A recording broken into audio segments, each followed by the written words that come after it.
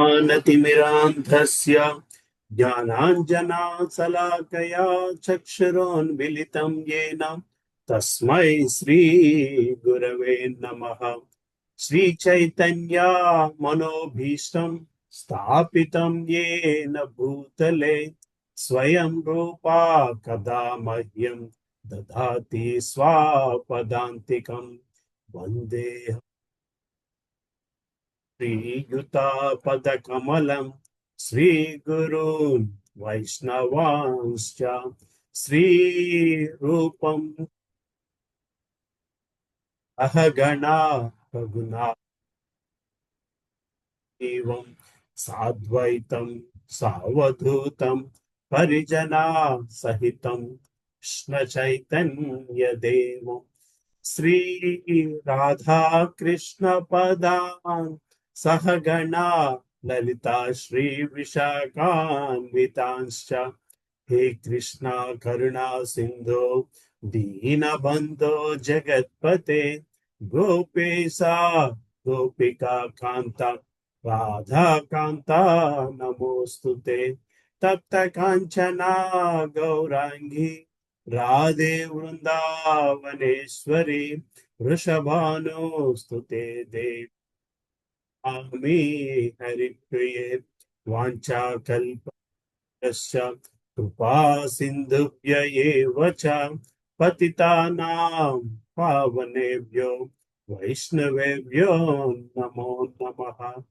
जय श्री कृष्णा चैतन्य प्रभु नित्यानंद श्री अद्वैता गदाधार श्रीवासादि गौर भक्त वृंद हरे कृष्णा कृष्णा कृष्णा हरे हरे हरे रामा राम राम हरे हरे। ओम नमो आया। ओम नमो भगवते वासुदेवाय। ओम नमो भगवाय।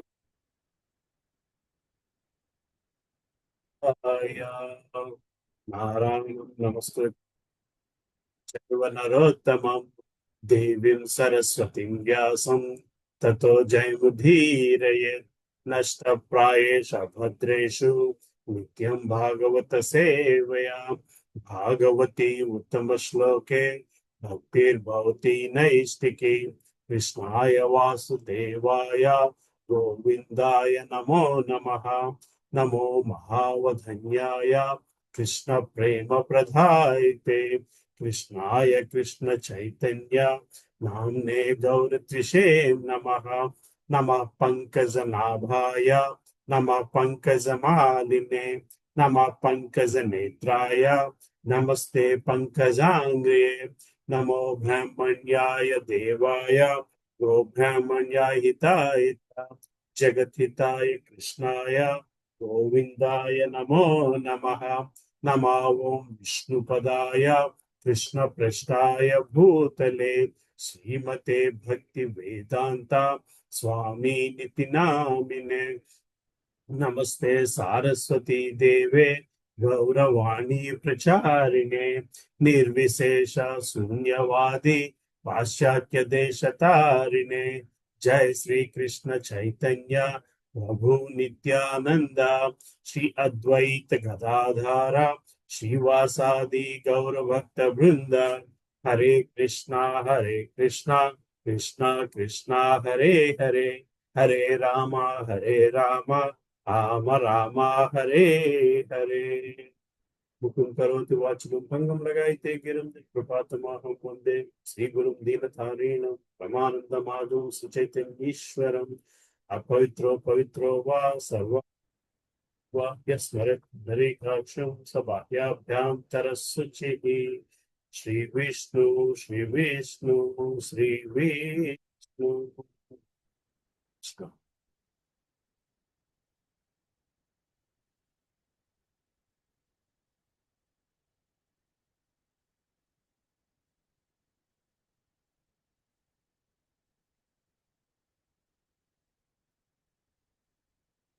So we have most people who should get going. So 3వ అధ్యాయం డిస్కస్ చేస్తున్నాం కదమ్మా. సో 3వ అధ్యాయంకి వచ్చేసరికి శ్రీకృష్ణ పరమాత్ముడు అర్జునుడి సంభాషణలోని అర్జునుడు కృష్ణుని అడుగుతాడు, నువ్వు ఈ భక్తి యోగం గురించి చెప్పుకొచ్చావు. 2వ అధ్యాయం చివరికి వచ్చేసరికి శ్రీకృష్ణ పరమాత్ముడు బుద్ధితోని జ్ఞానాన్ని ఆ భక్తి మార్గం వైపు తీసుకువెళ్ళాలి అని చెప్పుకొస్తున్నావు. మరి అలాంటప్పుడు నేను త్యాగం చేయడం కరెక్టా, కార్యం చేయడం కరెక్టా అంటే దానికి త్యాగము చాలా కఠినమైనది. ఇందుచేత ఆసక్తి లేకుండా అనాసక్తితో నిర్దేశించిన కార్యం నిష్కామ కర్మయోగము అర్జునుడికి శ్రేయస్కరము అని చెప్పి శ్రీకృష్ణ పరమాత్మ చెప్పుకొస్తున్నాడు. అట్లాగా కర్మకాండ నుంచి కర్మయోగమునకు ఎట్లా వెళ్ళాలి అంటే మనం మామూలుగా చేసుకునే కార్యం కర్మకాండ అవుతుంది. దాంట్లోంచి కర్మయోగంకి ఎట్లా పురోగతి చెందాలి అన్నది భగవంతుడు మనకి 10 నుంచి 16 శ్లోకాల్లో చెప్పుకొస్తున్నారు. మనం 14వ శ్లోకం దాకా చూసుకున్నాం, రైట్? సో శ్లోకం వెళ్ళి అక్కడి నుంచి సో ఇది కూడా చూసాం మనము. భక్తి యోగంతోని ఎట్లాగా ఏదైనా సరే ఫైనల్ గా భక్తి, ప్రేమ భక్తి, భావభక్తి, భక్తి యోగంలోకి వెళ్ళాలి. సో వీటన్నిటికంటే మనం ఈజియెస్ట్ పాత్ డైరెక్ట్ గా భక్తి యోగంలోకి వెళ్ళడం చాలా సులభము. అదే ఎక్స్ప్రెస్ ఎలివేటర్ తో వెళ్ళడం, మెట్టు బై మెట్టు వెళ్ళడానికి ఉన్న తేడా అని చెప్పి కూడా మనం చూసుకొచ్చాము. సో కర్మకాండకి, కర్మయోగానికి, భక్తి యోగానికి ఉన్న తేడాలు కూడా మనం లాస్ట్ 2 weeks లో డిస్కస్ చేసాం. ఇక్కడ యజ్ఞమునర్పించిన ఆహారాన్ని స్వీకరించడం వల్ల భగవద్భక్తులు సర్వ విధములైన పాపము నుంచి విముక్తులవుతారు. కానీ ఇంద్రియ తృప్తి కొరకే ఆహారం సిద్ధం చేసుకున్న వారు కేవలం పాపాన్ని మాత్రమే భుజిస్తారు. ఈ శ్లోకం కూడా చూశాను. ఎందుకు ప్రసాదాన్ని స్వీకరించాలి? ప్రసాదాన్ని స్వీకరించగలడం వల్ల ఆలోచన కేవలం మానవుడికే ఉంది, జంతువులకి ఈ అవకాశమే లేదు. అది భగవంతుడికి అర్పించిందే తిందాము అన్న భావనే ఉండదు. ఆ అవకాశం మనుషులకే ఉంది. జీవదేహములన్నీ కూడా వర్షము వలన ఉత్పన్నమైనట్టి ఆహార ధాన్యంపై ఆధారపడి జీవించును. వర్షము యజ్ఞాచరణం వలన కలుగును. విహిత కర్మాచరణం నుంచి యజ్ఞము ఉద్భవించుచున్నది. ఈ శ్లోకం కూడా చూసాం. అంటే యజ్ఞం అంటే కాస్త కాఠిన్యం, యజ్ఞం అంటే ఆస్టరిటీ, యజ్ఞం అంటే కొంత సాక్రిఫైస్. ఇది జీవుడు ఆ సాక్రిఫైస్ చేయడం వల్లనే మనకి దేవతలు సంతోషిస్తారు. దేవతలు సంతోషిస్తే భగవంతుడు సంతోషిస్తాడు. భగవంతుడు సంతోషిస్తే మనకి యజ్ఞాచరణ వలనే ఆహార ధాన్యములు ఉత్పన్నమవుతాయి, వర్షాలు పడుతాయి, వర్షాల వలన ఆహార ధాన్యములు ఉత్పన్నమవుతాయి. దానిపైనే మన జీవితాలన్నీ కూడా ఆధారపడి ఉన్నాయి అని చెప్పి భగవంతుడు చెప్పుకొస్తున్నారు. 14వ శ్లోకం కూడా చూసాము. 15వ శ్లోకానికి వచ్చేసరికి నియమిత కర్మలు వేదములందు నిర్దేశింపబడగా అట్టి వేదములు దేవాది దేవుని నుండి ప్రత్యక్షంగా వ్యక్తము చేయబడినవి. అందుచే సర్వ వ్యాపకమైన పరబ్రహ్మము యజ్ఞ కర్మలందు నిత్యముగా ప్రతిష్ఠితమై ఉండును. హరే కృష్ణ. 15వ శ్లోకం చదువుతారమ్మా? ఇక్కడి నుంచి స్టార్ట్ చేసుకుందాం. చదువుతానమ్మా. హరే కృష్ణ. 15వ శ్లోకం 3వ అధ్యాయం కర్మయోగం. కర్మ బ్రహ్మోద్భవం విత్తి బ్రహ్మాక్షర సముద్భవం తస్మాత్ సర్వగతం బ్రహ్మ నిత్యం యజ్ఞే ప్రతిష్ఠితం. అనువాదము. నియమిత కర్మలు వేదములందు నిర్దేశింపబడగా అట్టి వేదములు దేవాది దేవుని నుండి ప్రత్యక్షముగా వ్యక్తము చేయబడినవి. అందుచే సర్వ వ్యాపకమైన పరబ్రహ్మము యజ్ఞ కర్మలందు నిత్యముగా ప్రతిష్ఠితమై ఉండును. హరే కృష్ణ. నియమిత కర్మలు ఇక్కడ బ్రహ్మోద్భవం, ఇక్కడ బ్రహ్మ అన్న పదం వేదం సూచిస్తుంది అని చెప్పి చెప్తున్నారు ప్రభుపాదుల వారు. ఒక్కొక్క చోట ఆ పదం ఒక్కొక్క విధంగా వాడతారు. ఈ శ్లోకంలో మాత్రం బ్రహ్మ అనే పదం వేదం.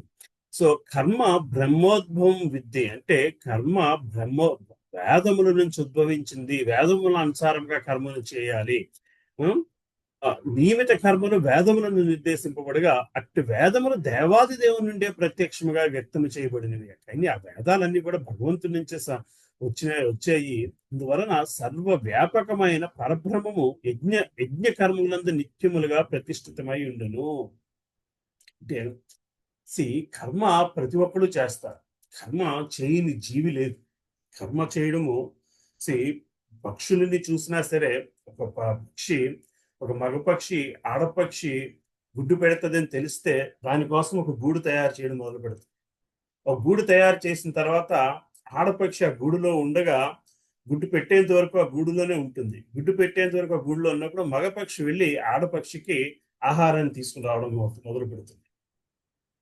ఆ తర్వాత గుడ్లు వస్తాయి. ఆ గుడ్లు కనబడకుండా ఆ దాని మీద మళ్ళీ గడ్డి వేసి ఆడపక్షి కూడా వెళ్తూ ఉంటుంది. కానీ ఎక్కువ సమయం ఆడపక్షి గుడ్లని హ్యాచ్ చేయడం పొదగడానికే అక్కడే ఉండిపోతూ ఉంటుంది. మగపక్షి ఆడపక్షికి కూడా ఆహారం తీసుకురావడం, ఆ తర్వాత గుడ్లు పక్షులుగా మారడం, చిన్న చిన్న పిల్ల పక్షులకి మగపక్షి ఆహారాన్ని తీసుకురావడం, ఒక స్థితి దాటిన తర్వాత పిల్లలు ఎక్కువైపోతే మగపక్షి చెప్పుద్ది అన్నమాట, నేను ఒక్కడిని చేయలేకపోతున్నాను, నా సహాయం కావాలంటే అప్పుడు ఆడపక్షి కూడా వెళ్ళి ఆహారాన్ని తీసుకురావడము ఇట్లా జరుగుతూ ఉంటుంది. రైట్? మనుషులు కూడా అదే చూస్తున్నారు, జంతువులు కూడా అదే చూస్తున్నారు.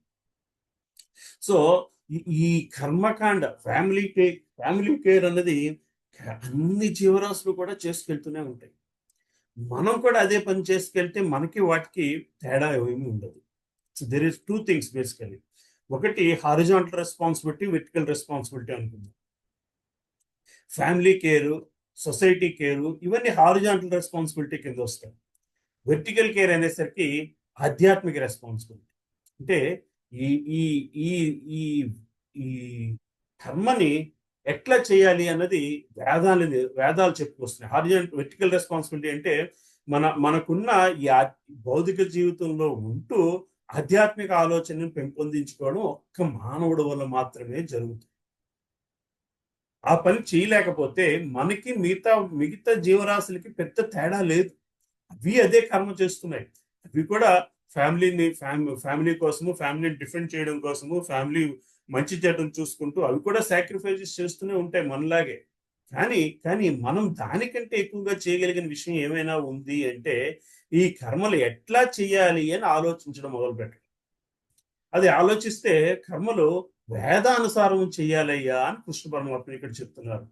నియమిత కర్మలు వేదములందు నిర్దేశింపబడగా అట్టి వేదములు దేవాది దేవుని నుండే ప్రత్యక్షంగా వ్యక్తం చేయబడినవి. మరి భగవంతుడికి మనకి మధ్యలో ఉండే లింకేజ్ ఏమిటయ్యా అంటే వేదాలు. అందుచే సర్వవ్యాపకమైన పరబ్రహ్మము యజ్ఞకర్మలందు నిత్యముగా ప్రతిష్ఠితమై ఉండును.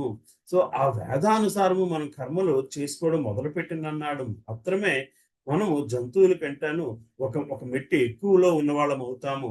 ఎప్పుడైతే వేదానుసారము కర్మలు చేయగలుగుతామో మనము అప్పుడు ఆధ్యాత్మికంగా ఎదగడం మొదలు పెడతాము. ఎప్పుడైతే ఆధ్యాత్మికంగా ఎదుగుతామో అప్పుడే మళ్ళీ ఈ జన్మ మృత్యు జరా వ్యాధి చక్రంలోంచి బయటపడడం జరుగుతూ ఉంటుంది. రైట్? సో ఇది మనం అర్థం చేసుకోవాలి. దీన్ని ప్రభుపాదుల వారు భాషించుతాం. యజ్ఞార్థ కర్మము లేక శ్రీకృష్ణుని ప్రీతి కొరకు మాత్రమే కర్మను అనురింపవలసిన అవసరము ఈ శ్లోకమునందు మరింతగా నొక్కి చెప్పబడింది. యజ్ఞపురుషుడైన విష్ణు ప్రీత్యర్థమే మనం కర్మ చేయవలననిచో ఆ కర్మకు సంబంధించిన మార్గదర్శనమును బ్రహ్మమునందు లేదా ఉత్కృష్టమైన వేదముల నుండి పొందవలను. ఈ వేదములు భగవంతుడు చేత ఇవ్వబడ్డది. భగవంతుడు ఆ వేదాలు ఎందుకు ఇచ్చాడు అయ్యా అంటే మనం కర్మను ఎట్లా ఆచరించాలో చెప్పడం కోసము. మరి ఆ కర్మను అట్లా ఆచరించి మనం చేయాల్సింది ఏమిటయ్యా అంటే భగవంతుడికి దగ్గర అవ్వడము. భగవంతుని ప్రీతి కొరకు మాత్రమే ఈ కర్మను ఎట్లా చేయాలో వేదాలు నిర్దేశించబడ్డాయి. కనుకనే వేదములు కర్మను అనుసరించుటకు మార్గదర్శక సూత్రములై ఉన్నాయి. వేద నిర్దేశం లేకుండా చేయబడిన కర్మ వికర్మ లేదా అప్రామాణిక కర్మ లేక పాపకర్మగా తెలియబడును. ఏ కర్మ అయినా సరే వేదాలలో చెప్పని విధంగా చేసి పెడితే అది వికర్మ అయిపోతుంది, అది పాపకర్మ అయిపోతుంది. పాపకర్మ కనుక మళ్ళీ ఇంకో జన్మ తీసుకునే విధంగాను ఆ కర్మ మానవుడు కర్మఫలముల నుంచి రక్షింపబడుటకు వేదముల నుండి ఆదేశమును పొందవలను. సామాన్య జీవనమున మానవుడు దేశం యొక్క రాజ్యాంగ నిర్దేశమును అనుసరించి వర్తింపవలను. సో ఎప్పుడైతే మనం సోషల్ లైఫ్ లోని మనము ఆ దేశం యొక్క రాజ్యాంగాన్ని ఎట్లాగా పాటిస్తూ ఉండాలో ప్రతి ఒక్కరూ భగవాన్ నిర్దేశం అనుసరించి కర్మను అనుసరింపవలను. There are 2 types of constitutions or justice systems. ఒకటి సోషల్ జస్టిస్ సిస్టమ్ కాగా, రెండోది spiritual justice system that is given by that is evaluated in the court of God. Basically భగవంతుని భగవంతుని నిర్దేశించిన ఆ కోర్టులోని అది ఏ శాసనం ద్వారా అది వర్తించబడుతుందయ్యా అంటే, వేదాలు నిర్దేశించిన శాసనం ద్వారాను మన జన్మలు వర్తించబడతాయి, మన జీవితం ముందుకు వెళ్తూ ఉంటుంది. అది భగవంతుడు రాసిచ్చిన రాజ్యాంగము. వేదములందు అట్టి నిర్దేశములు దేవదేవుని నిశ్వాస నుండి స్వయంగా వ్యక్తమైనవి. అందులో ఇట్లు చెప్పబడినది: ఋగ్వేదము, యజుర్వేదము, సామవేదము, అథర్వణ వేదము అను 4 వేదములు దేవాది దేవుని శ్వాస నుంచి వ్యక్తమైనవి. ఇది బృహదారణ్యకోపనిషత్తులోని చెప్పబడ్డది. ఏం చెప్పేందయ్యా అంటే, శ్వాస నుంచే వేదాలు వచ్చాయి. సో ఇవన్నీ కూడా వేరే ఎవరో రాసింది కాదు, భగవంతుని స్వయంగా ఆయన నుంచే వచ్చింది అని మనం గ్రహించుకోగలగాలి. అవి ఎందుకు ఇచ్చారయ్యా అంటే, అది మన జీవన విధానాన్ని ఆయనకి నచ్చినట్లు, అంటే ఏ విధంగా మనం దానిని ఫాలో అయితే ఆయనకి నచ్చుతుందో ఆ విషయాలన్నీ అందులో ఉద్దేశించబడ్డాయి. సర్వశక్తిమంతుడిచే భగవానుడు శ్వాస ద్వారా కూడా సంభాషింపగలడు. భగవానుడు తన ప్రతి ఇంద్రియము ద్వారా ఇతర ఇంద్రియ కార్యములు చేయగల సర్వశక్తి సంపన్నుడని బ్రహ్మ సంహితలు నిర్ధారిస్తున్నాడు. అనగా ఉదాహరణకు భగవానుడు శ్వాస ద్వారా సంభాషింపగలడు, కన్నుల ద్వారా సృజింపగలడు.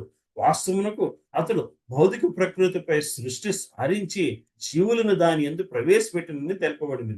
భౌతిక ప్రకృతి గర్భమునందు బద్ధ జీవులను ప్రవేశపెట్టిన పిమ్మట ఆ బద్ధ జీవులు తమ ధామమునికి ఎట్లు తిరిగి చేరగలరో తెలుపుటకు ఆయన వేద విజ్ఞానం నుండి ఉద్దేశము నుండి వస్తును.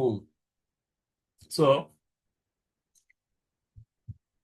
ఈ భూమి మీద ఉన్న ఆత్మలన్నిటికీ కూడా వాటి కోరిక అనుసారము రకరకాల శరీరాలకి భగవంతుడే ఇచ్చారు.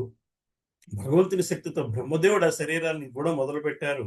అయితే ఇదంతా కూడా భగవంతుని చూపుతోనే భౌతిక ప్రకృతి గర్భమునందు భక్త జీవును ప్రవేశపెట్టారు భగవంతుడు అని చెప్పుకొస్తున్నారు. అట్లా వచ్చిన తర్వాత వాళ్ళు తిరిగి మళ్ళీ వాళ్ళ కోరికలను తీర్చుకున్నాం. ఈ కోరిక తీరడము, ఇది ఒక భౌతిక ప్రపంచ కోరికలు మన వల్ల కాదు అనేది గ్రహించి తిరిగి భగవంతుడి దగ్గరికి చేరుకునే విధానాన్ని ఆయన ఈ వేదాల్లో నిర్దేశించారు. భౌతిక ప్రకృతి అందలి బద్ధజీవులందరూ భౌతిక శుభాభిలాషను కొరకై ఎల్లప్పుడూ ఉత్సాహం కలిగిందని మనం ఎరుగవలను. తన విపరీత కోరికలను సంతృప్తిపరుచుకునే పిమ్మట ఎట్లే భగవద్ చేరుకోవచ్చునో తెలుపునట్లుగా వేద నిర్దేశములు చేయబడినవి.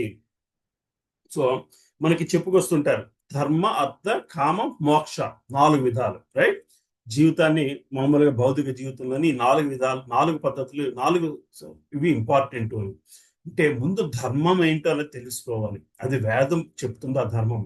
మనం అర్థ, కామ కూడా ఎట్లా అంటే, అర్థం అనేసరికి జీవితాన్ని నిలబెట్టుకోవడం కోసము, శరీరాన్ని నిలబెట్టుకోవడం కోసం చేసే యాక్టివిటీని అర్థ యాక్టివిటీ అంటే సంపాదించడం, శరీరాన్ని నిలబెట్టుకోవడం.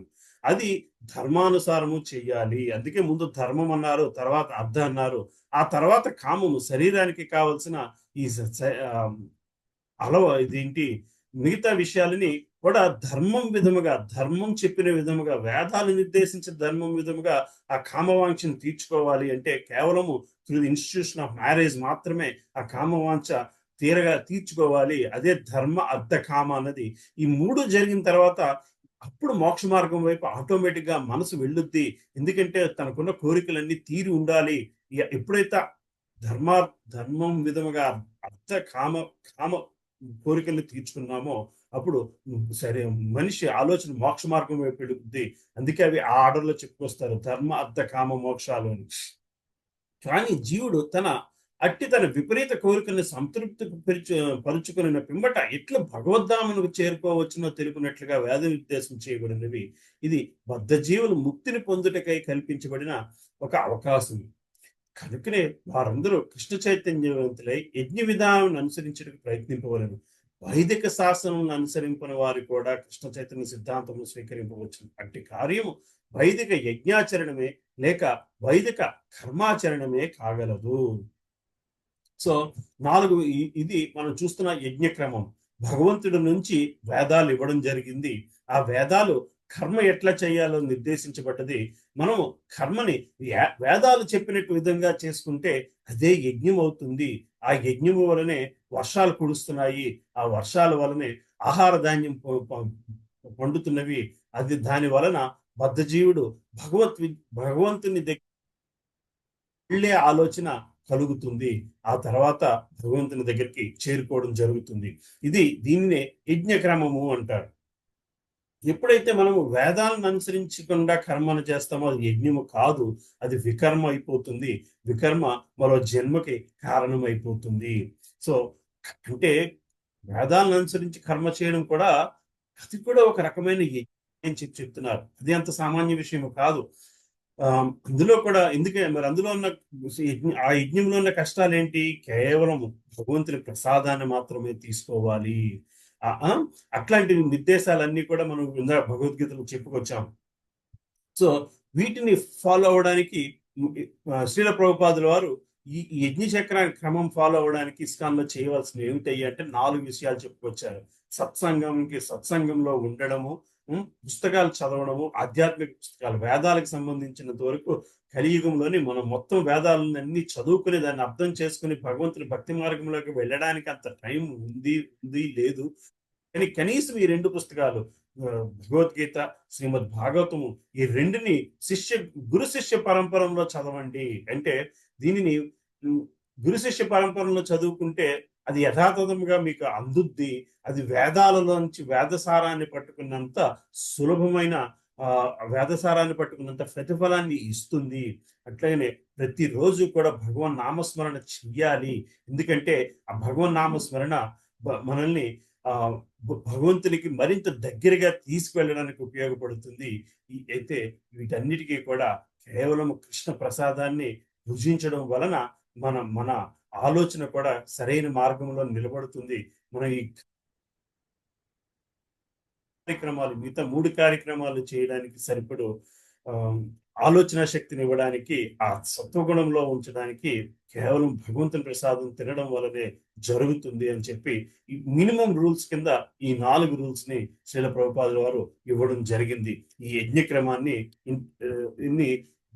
ప్రాక్టికల్ ఇంటర్ప్రిటేషన్ ఆఫ్ యజ్ఞ కర్మ బేసికలీ, రైట్. సో ఇది మన 15వ శ్లోకం తాలూకా తాత్పర్యము, భాష్యము. ఎవరికైనా క్వశ్చన్స్ ఉన్నాయమ్మా? నియమిత కర్మలు వేదములను నిర్దేశింపబడిగా అట్టి వేదములు దేవాది దేవుని నుంచి ప్రత్యక్షంగా వ్యక్తము చేయబడినవి. అందుచే సర్వ వ్యాపకమైన పరబ్రహ్మము యజ్ఞ కర్మలందు నిత్యముగా ప్రతిష్ఠితమై ఉండును. ఈ కర్మలు కూడా ఎట్లా చేయాలి అన్నది ఈ వేదాలలో ప్రతిష్ఠితమై ఉన్నాయి. అవన్నీ these are the basic rules of నిష్కామం బేసికలీ, రైట్. సరే, నెక్స్ట్ 16వ శ్లోకానికి వెళ్దామా?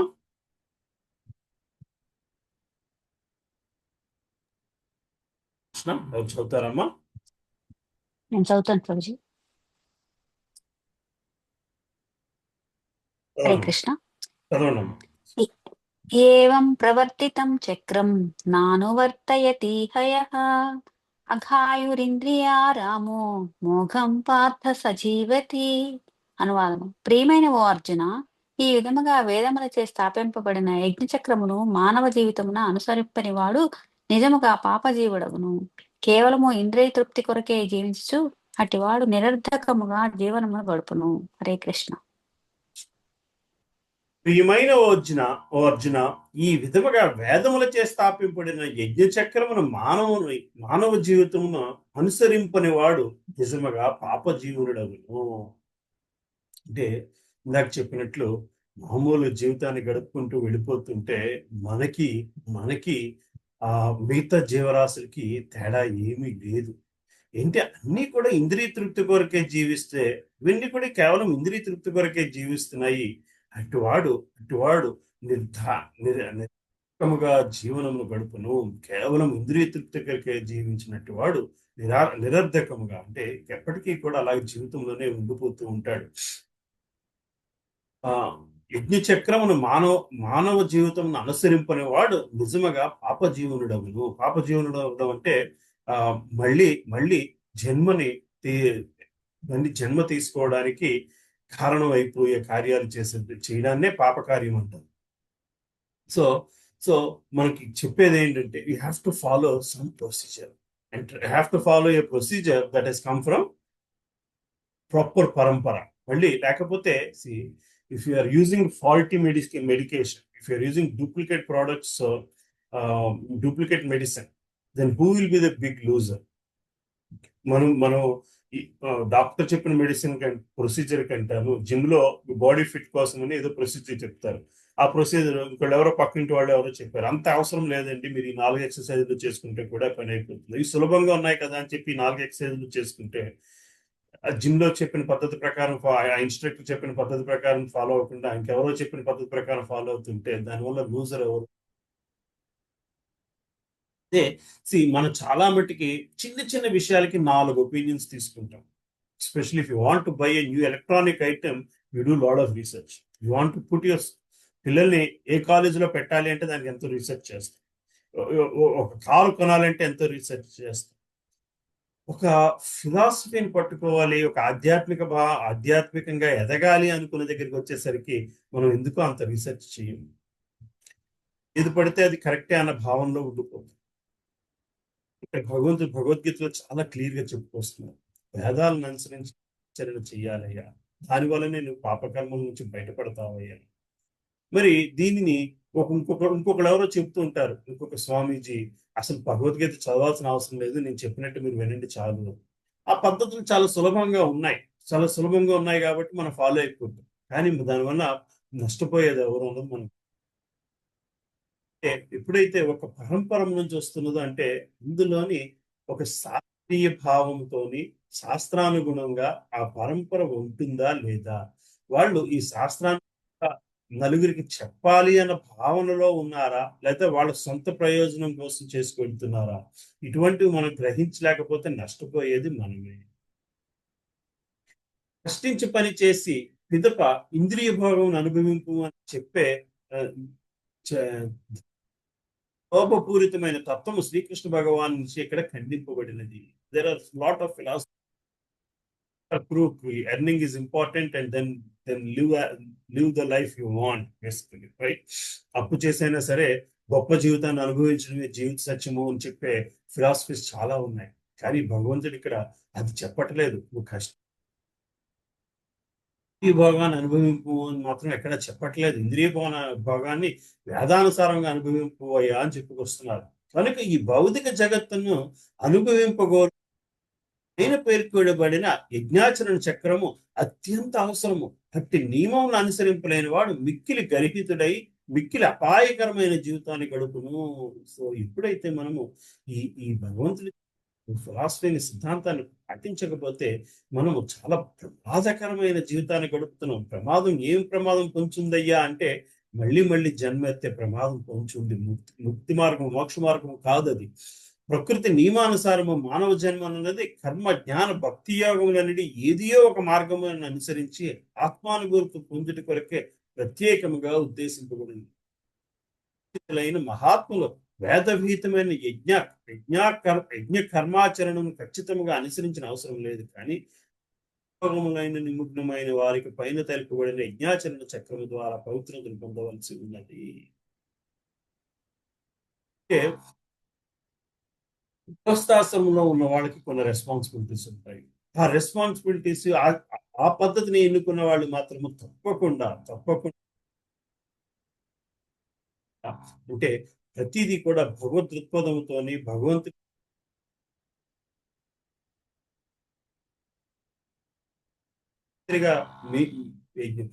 ఏంటిది వాళ్ళకి కేవలం ప్రసాదాన్ని తినడము, చేసే కార్యక్రమంలో భగవంతుని తాలూకు ప్రెజెన్స్ ని ఆయన ఆనందం కోసం జరుగుతుందా ఈ కార్యము లేదా అన్నది ప్రశ్నించడము మనం చేసుకోవాల్సిన అవసరం చాలా ఉంది. ఇంద్రియ భాగమును నిమగ్నమైన వారికి పైన తెలుపబడిన యజ్ఞాచరణ చక్రం ద్వారా పవిత్రతను పొందవలసి ఉన్నది. అనేక రకములు కృష్ణ చైతన్యమునందు భోగ భావన ఎందే నెలకొని ఉంది. అటు వారు పుణ్యకర్మలను చేయవలసి ఉన్నది. సరే, కృష్ణ చైతన్యమునందు నెలకొనని వారు ఇంద్రియ భోగ భావన ఎందే నెలకొని ఉంది కనుక అట్టివారు పుణ్యకర్మలు చేయవలసి ఉంది. ఇంద్రియ తృప్తిని వాంఛించు వారు ఇంద్రియ తృప్తి ఫలమునందు చిక్కుకొనకుండా తమ కోరికను సంతృప్తి పరచుకొన ఈ జగత్తు యొక్క పురోగతి మన స్వంత ప్రయత్నముపై కాకుండా పరోక్షముగా దేవతల చేత నిర్వహింపబడినట్లుగా భగవానుడు చేసిన ప్రణాళికపై ఆధారపడి ఉన్నది.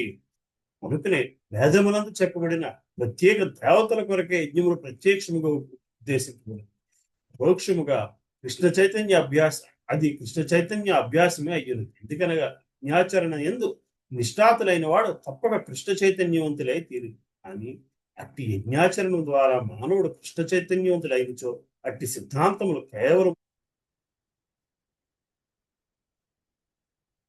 మానవుడు తన పురోగతిని కేవలం నీతి సూత్రముల వరకే పరిమితం చేసుకొనక వాటిని అధిగమించి కృష్ణ చైతన్యమును పొందవలసి ఉన్నది.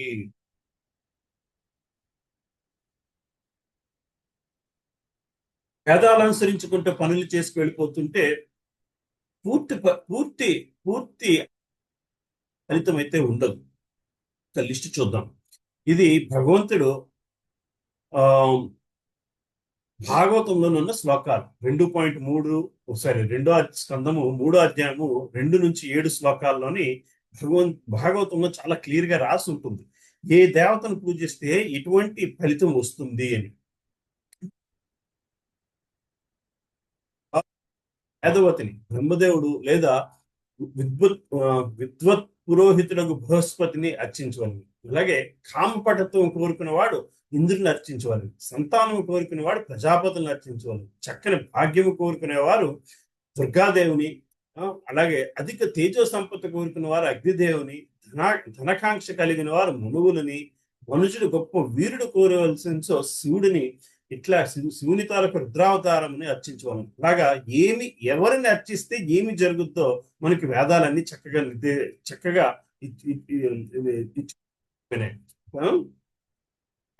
కానీ అదే భాగవతంలోని నెక్స్ట్ శ్లోకం 2.7 శ్లోకం 9వ శ్లోకానికి వచ్చేసరికి కంటిన్యూషన్ ఇది. రాజ్యాధిపత్యమును కోరుకునేవాడు మనువులు అర్చించవలను, శత్రువులపై జయమును వాంఛించేవాడు దానవులను, ఇంద్రియ భోగము కోరుకునే వారు చంద్రుని, భోగమును వాంఛింపున వారు మాత్రము పరమపురుషుని అర్చింపవలను. ఆధ్యాత్మికంగా ఎదగాలి అంటే మాత్రము శ్రీకృష్ణ పరమాత్మని దేవాది దేవుని మాత్రమే అర్చించవలను అని చెప్పుకొస్తున్నారు. సమస్త భౌతిక కోరికలతో నిండినను, భౌతిక కోరికలు ఏవీను లేకనను సదా అర్చించిన వాడు మాత్రం ధారాళముగా బుద్ధి కలిగిన వాడు అన్ని విధంగా. సో వేదాలను పట్టుకుంటే భౌతిక ఆనందం కూడా వేదాలు ఇస్తున్నాయి.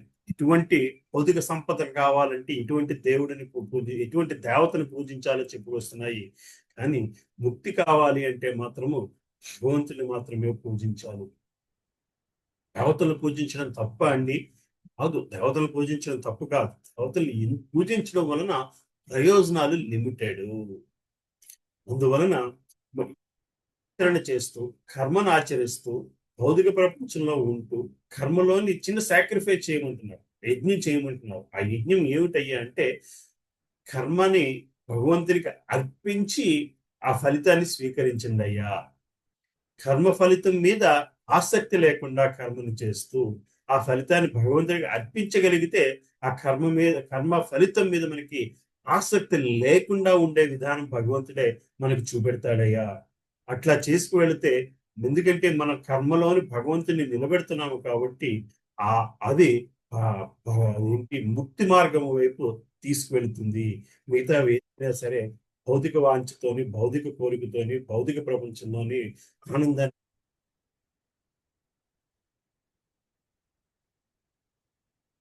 That's the section we have seen. కర్మకాండ నుంచి కర్మయోగములకు పురోగతి చెందే పద్ధతి ఏమిటయ్యా అన్నది మనం చూసాము. లేకపోతే కేవలము కర్మకాండలోనే మిగిలిపోతాము. అది ప్రతి జీవి చేస్తున్నది. యోగం ఎట్లా అవుతుందయ్యా అంటే అది భగవంతుడు క్లియర్ గా చెప్పుకొచ్చారు. నువ్వు యజ్ఞము అన్నది యాడ్ చేయాలయ్యా కర్మకి.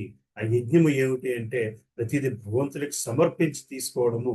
లేని పక్షంలో నువ్వు కర్మ యోగం ఎప్పుడవుతుందయ్యా అంటే అది నాకు చెందినది కాదు, భగవంతునికి చెందినది నేను అనుభవిస్తాను.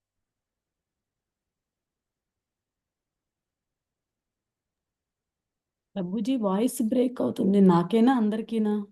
నాకు చాలా అందరికీ అవుతోంది ప్రభుజీ. వాయిస్ వాయిస్ బాగా బ్రేక్ అవుతుంది ఆ? ప్రభుజీ. అవును doctor Prabhuji.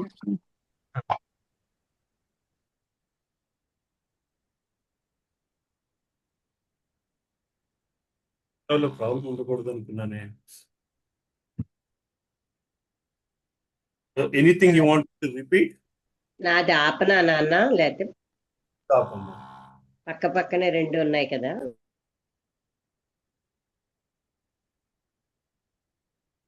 Anything you want to, then did we miss something that I need to repeat? ఈ ఈ లే అంతా కాదు ప్రభుజీ, మధ్య మధ్యలో కొంచెం బ్రేక్ అవుతుంది కానీ బట్ ఆన్ ద హోల్ పర్లేదు. You're getting the at least the gist. Yeah So next section కి వెళ్దామమ్మా. ఏం క్వశ్చన్స్ ఉన్నాయి ఈ సెక్షన్ లో?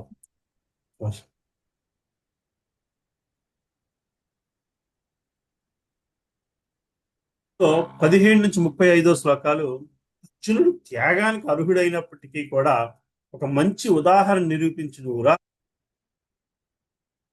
అర్జునుడు నిష్కామ కర్మయోగాన్ని మార్గాన్ని అనుసరించవలను అని చెప్పి భగవంతుడు చెప్పుకొస్తున్నారు. మొదట్లోనే చెప్పుకొచ్చాను, అర్జునుడు మనలాగే గృహస్థాశ్రమంలో ఉన్న వ్యక్తి. అర్జునుడు తన కర్మను ఎట్లా నిష్కామం చేస్తున్నాడు, మనకంటే పెద్ద పరీక్షను రాయాల్సిన పరిస్థితిలో ఉన్నాడు అర్జునుడు.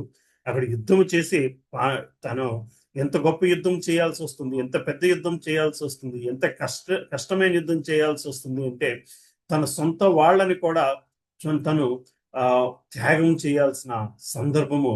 అటువంటి కర్మని నిష్కామ కర్మ కింద చేయడం కోసము, అటువంటి కార్యాన్ని నిష్కామం చేయడం కోసము అర్జునుడు మనందరికీ ఒక ఉదాహరణ అవ్వాలి. కాబట్టి శ్రీకృష్ణ భగవానుడు తనని అది నిష్కామం చేసుకుని ఆ కర్మని అనుసరించాలి అని చెప్పి చెప్పుకొస్తున్నారు.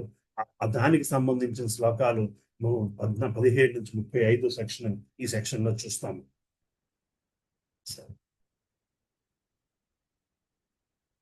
7వ శ్లోకం ఎవరు చదువుతారమ్మా? నేను చదువుతాను ప్రభుజీ. హరే కృష్ణ. 3వ అధ్యాయం కర్మయోగం, 17వ శ్లోకం. యస్త్వాత్మరతిరేవ స్యాత్ ఆత్మతృప్తిశ్చ మానవః ఆత్మన్యేవ సంతుష్టస్తస్య కార్యం న విద్యతే. అనువాదము.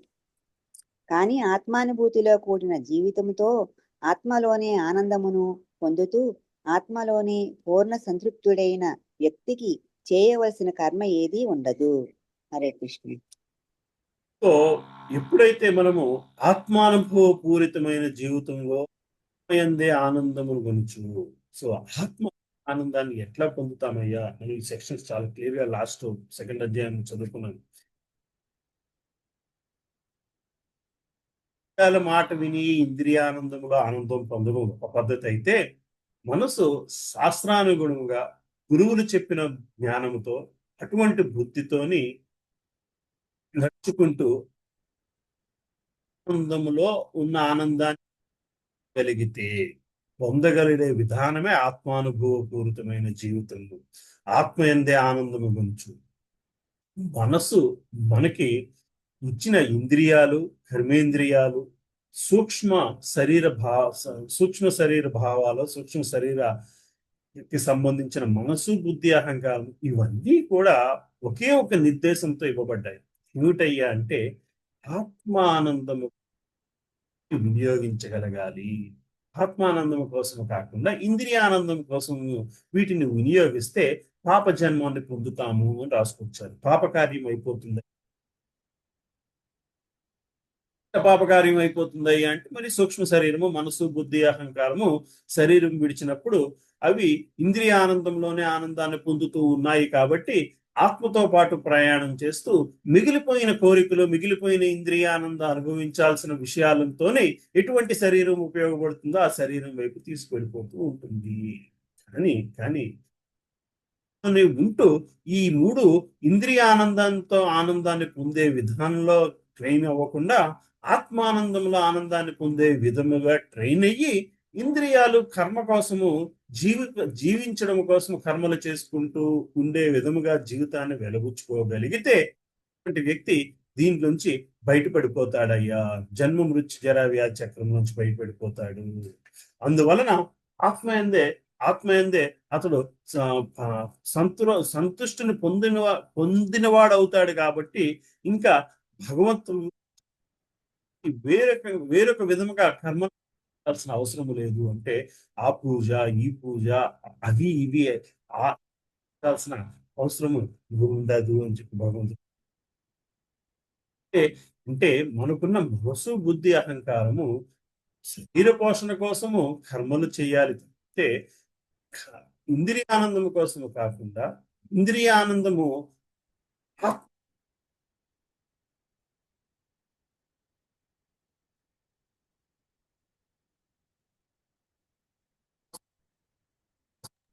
కంప్లీట్లీ కట్ అయిపోయింది ప్రభుజీ. యా ఉందమ్మా స్ట్రెంత్. ఒకసారి మీరు లాగ్ ఆఫ్ అయ్యి మళ్ళీ లాగ్ ఆన్ అవుతారా ప్రభుజీ? లేకపోతే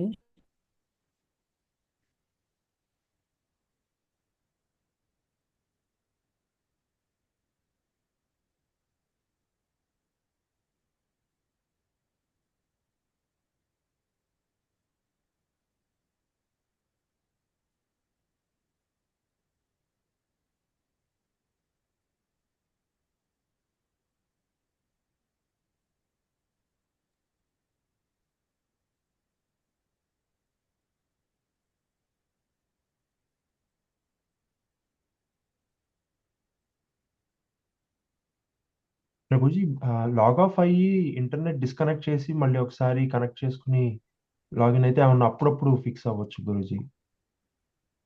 అదేం పర్మనెంట్ ప్రాబ్లం కాదు కానీ. రెండు పీసెస్ కింద వచ్చేస్తుంది రికార్డింగ్. యా ఓ అర్థమైంది గురూజీ. ఓకే. అవుట్లో మేము ఎక్తపెట్టి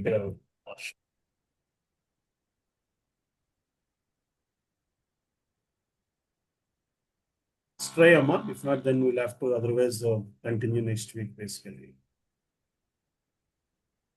You're able to follow what I'm saying, right? Follow avagalugutunnara? ఇప్పుడు కొంచెము ఎక్కువ డిస్టర్బెన్స్ వచ్చింది ప్రభుజీ. ఇంతకు ముందు వరకు కొద్దిగా పర్లేదు. Okay, stop me when you get this disturbance. Yeah. Okay? Pause me. So, but you're understanding what I'm trying to say here, right? What Krishna is trying to say. So, జీవితంలో ఆత్మయందే ఆనందం, ఆత్మానందమును ప్రతి నిమిషము కూడా ప్రతి కార్యములు కూడా ఆ ఆత్మానందాన్ని ఏ పని చేసినా సరే అదే విషయం మళ్ళీ చెప్తున్నట్టు అనిపిస్తుంటుంది. ఏ పని చేస్తున్నా సరే మనసు బుద్ధి అహంకారము ఈ పని వలన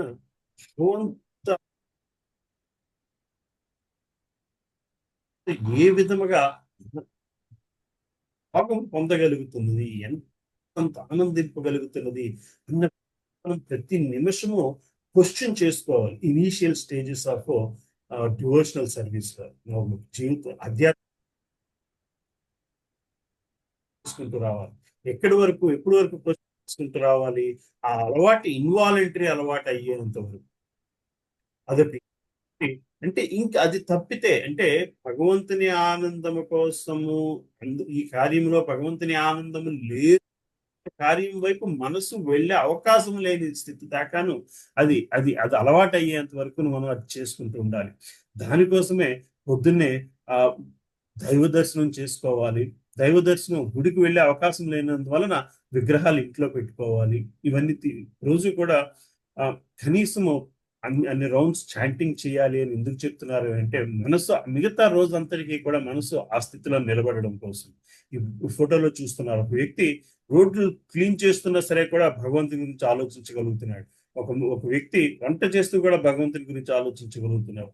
ఒక వ్యక్తి తింటూ సామాన్లు తోముతూ కూడా భగవంతుడి ఆలోచనలో ఉండగలుగుతున్నారు.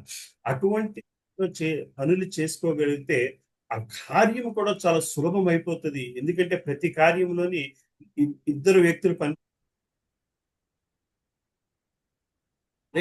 ఆ విధంగా కర్మ చేసుకు వెళ్ళడం మొదలు పెడితే ఇంకా అటువంటి వ్యక్తి చేయవలసిన ముక్తి మార్గం కోసం ప్రత్యేకంగా చేయవలసిన కర్మలు ఏమీ లేవు అని చెప్పుకొస్తున్నాడు. దీని ప్రభుపాదుల వారి భాష. కృష్ణ చైతన్యవంతుడై కృష్ణ చైతన్యంలో తాని తన కర్మ తృప్తి పొందిన వానికి చేయవలసిన కర్తవ్యం ఏమీ ఉండదు. కృష్ణ చైతన్యవంతుడు విడిచే అతనిలోని పాపకర్మ అంతయు కల్మషము వేల కొలది యజ్ఞాచరణ ఫలముతో సమానమైనది. ఆ విధముగా చైతన్యం శుద్ధిపడినప్పుడు భగవానుని సంబంధంతో కూడిన తన నిజ స్వరూప స్థితిని మానవుడు అనుభూతి చెందగలుగును. భగవానుని కృపచే అతని విద్యుత్ ధర్మం స్వయముగా స్ఫురించు. ఇందాక చెప్పినట్లు ప్రతి కార్యంలో ఇద్దరు వ్యక్తులు ఉన్నారు ఇప్పుడు. ఎందుకంటే కాన్స్టెంట్ గా భగవంతుని చేసుకుంటున్నాము. అప్పుడు ఆటోమేటిక్ గా చేసే కర్మల్లోని ధర్మము ఆటోమేటిక్ గా వస్తుంది. అందుకనే అతడు వేద నిర్దేశం అనుసరింపవలసిన నిర్బంధం లేదు. అట్టి కృష్ణ చైతన్యవంతుడు ఎట్టి భౌతిక కర్మల యందును ఆసక్తి కలిగి ఉండడు. అంతేకాకుండా అతడు మద్యము స్త్రీల వంటి వ్యసనములతో కూడిన మోహపూరితమైన భౌతిక భోగములందు అటువంటి విధానాన్ని అటువంటి విధానాన్నే కృష్ణ కాన్షియస్నెస్ అని చెప్పుకొస్తున్నారు. అటువంటి విధానాన్నే కృష్ణ చైతన్యవంతుడు అని చెప్పుకొస్తున్నాను. ఏమిటయ్యా ఈ విధానము, ఏమి చేస్తుందయ్యా ఈ పద్ధతి అంటే కర్మలోని కాబట్టి కర్మని నిష్కామం చేస్తుంది. ఎప్పుడైతే కర్మ నిష్కామం అవుతుందో మనసు, బుద్ధి, అహంకారము కూడా ఆత్మానందములోనే నిలబడతాయి. ఆత్మానందముతో నిలబడి బుద్ధి తీసుకొచ్చే ఇంటెలిజెన్స్, మనసు ఆనందం పొందే కర్మలు చేసే విధానాన్ని భగవంతుడే స్ఫురిస్తూ ఉంటాడయ్యా. ఎందువలనంటే ఈ మూడు కూడా బుద్ధి, అహంకారము ఆత్మానందంతోనే జీవితాన్ని గడపడం ఎలాగా నేర్చుకుంటుంది. కాబట్టి ఆ నేర్పే విధానాన్ని కృష్ణ చైతన్యము లేదా కృష్ణ కాన్షియస్నెస్ అని అన్నారు. ఆ విధముగా ఉన్న వ్యక్తి తనకి తెలియకుండానే భౌతిక కర్మలు యందు ఆసక్తిని కలిగి ఉండడు. భౌతిక కర్మలు యందు ఆసక్తి కలిగి ఉండడు అంటే భౌతిక కర్మలు చేయుడు అని కాదు, ఇంద్రియానందము కోసము భౌతిక కర్మలు చేసే విధముగా ఉండడు. ఇంద్రియానందము కోసము భౌతిక కర్మలు చేసే విధముగా ఉండడు. ఆ భౌతిక కర్మంలోని ఆధ్యాత్మిక ఆనందాన్ని గుర్తుకుంటూ ఆధ్యాత్మిక ఆనందం కోసం భౌతిక కర్మను చేసుకుంటూ వాటిని నిష్కామం చేసుకుంటాడయ్యా అని శిల ప్రభుపాదుల వారు. అది మనం గ్రహించాల్సిన విషయం. సో 18వ శ్లోకానికి వెళ్దాం. ఈ రెండు యాక్చువల్గా దే గో కనెక్టెడ్ అవుతారు.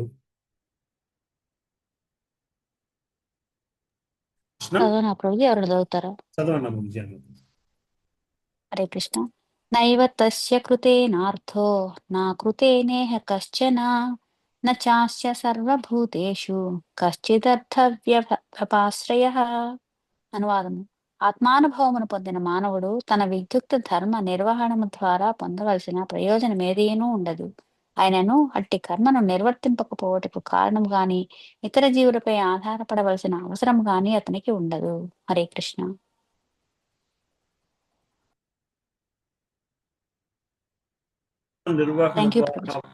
ఏమండి వాయిస్ బ్రేక్ అవుతుంది ప్రభుజీ మధ్య మధ్యలో. మిగతా వాళ్ళందరూ మ్యూట్ లోకి వెళ్ళిపోయిందమ్మా.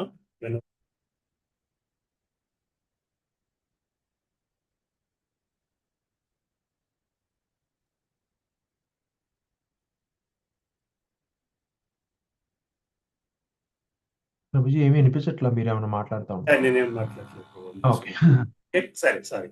సో ఆత్మానుభవమును పొందిన మానవుడు ధర్మ నిర్వహణ ద్వారా పొందవలసిన ప్రయోజనం ఏమీనూ ఉండదు. అయినను అట్టి కర్మ నిర్వహింపకపోవటం కారణము గాని ఇతరుల జీవులపై ఆధారపడవలసిన అవసరము గాని అతనికి ఉండదు. అంటే ఆత్మానుభవం పొందిన మానవుడు తన విద్యుద్ధర్మ నిర్వహణ ద్వారా పొందవలసిన భౌతిక ప్రయోజనం ఏమీ ఉండదు. అయినను అట్ట కర్మలు నిర్వహించకపోవటం కొరకు అంటే ఆ కర్మ చేయకుండా ఉండడానికి కూడా కారణం ఏమీ లేదు.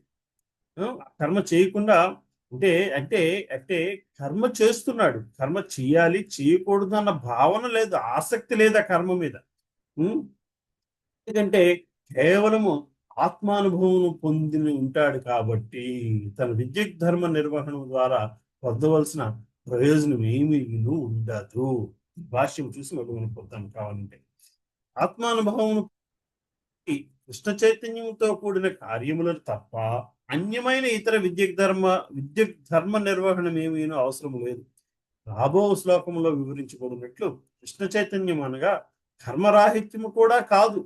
కృష్ణ చైతన్యవంతుడు ఏ మానవుని గాని దేవతలను గాని ఆశ్రయింపుడు. కృష్ణ చైతన్యమునందు నెలకొని అతడు ఏది చేసినను అది అతనికి విధి నిర్వహణకు సరిపోవును. ఒకసారి ఎప్పుడైతే కంప్లీట్ పరిస్థితిలో ఉంటామో, ఆత్మానుభవ స్థితిలో ఉంటామో, ఆ భగవంతునితోని అటువంటి బంధాన్ని ఏర్పరచుకుని నిలబడగలుగుతామో అటువంటి వ్యక్తి ఏ కర్మను చేసినా సరే దాని మీద ఆసక్తి ఉండదు. అటువంటి వ్యక్తి ఎటువంటి కర్మలను కూడా చేసినా చేయకపోయినా చెయ్యలేదని బాధపడడు, చేసేను అని ఆనందపడు. ఎందుకంటే ఆ కార్యాలన్నీ కూడా కేవలము part of a bigger picture, part of a bigger goal. కేవలం భగవంతుని ధర్మము కింద, భగవంతుని కార్యము కింద, తన దేహ ధర్మము కింద చేసుకు వెళ్తున్నాడు తప్పితే దాని మీద ఆసక్తి ఉండదు, అనాసక్తి ఉండాల్సిన అవసరం లేదు. ఆ విధముగా చేసుకుని వెళ్తాడు. అతనికి మరి దేని మీద ఆసక్తి ఉంటుందయ్యా అంటే కేవలము ఆత్మానుభవం పొందిన ఆ భగవంతునితో బంధంతో ఆత్మానుభవం పొందవలసిన దాని మీద మాత్రమే ఆనందము ఉంటుంది. సరే, నెక్స్ట్ శ్లోకానికి వెళ్ళి 19వ శ్లోకం ఎవరు చదువుతారమ్మా? నేను చదువుతాను ప్రభుజీ. చదవండమ్మా మాతాజీ. హరే కృష్ణ. 19వ శ్లోకం. తస్మాదసక్తః సతతం కార్యం కర్మ సమాచర అసక్తో హ్యాచరన్ కర్మ పరమాప్నోతి పూరుషః. అనువాదం. అందుచే మానవుడు కర్మఫలముల యందు ఆసక్తి లేనివాడై తన ధర్మముగా భావించుచు కర్మలను ఆచరింపవలెను. ఏలయనగా ఆసక్తి లేకుండా కర్మననురించుట ద్వారా మానవుడు పరమసత్యమును పొందగలడు. హరే కృష్ణ. Thank you Prabhuji. మళ్ళీ నిష్కామం గురించి మనం ఇచ్చుకున్న డెఫినేషన్ భగవంతుడు మరోసారి చెప్పుకొస్తున్నారు. సో ఎప్పుడైతే ఆత్మానందంతో కర్మలు చేయడం మొదలు పెడతామో భౌతిక కర్మ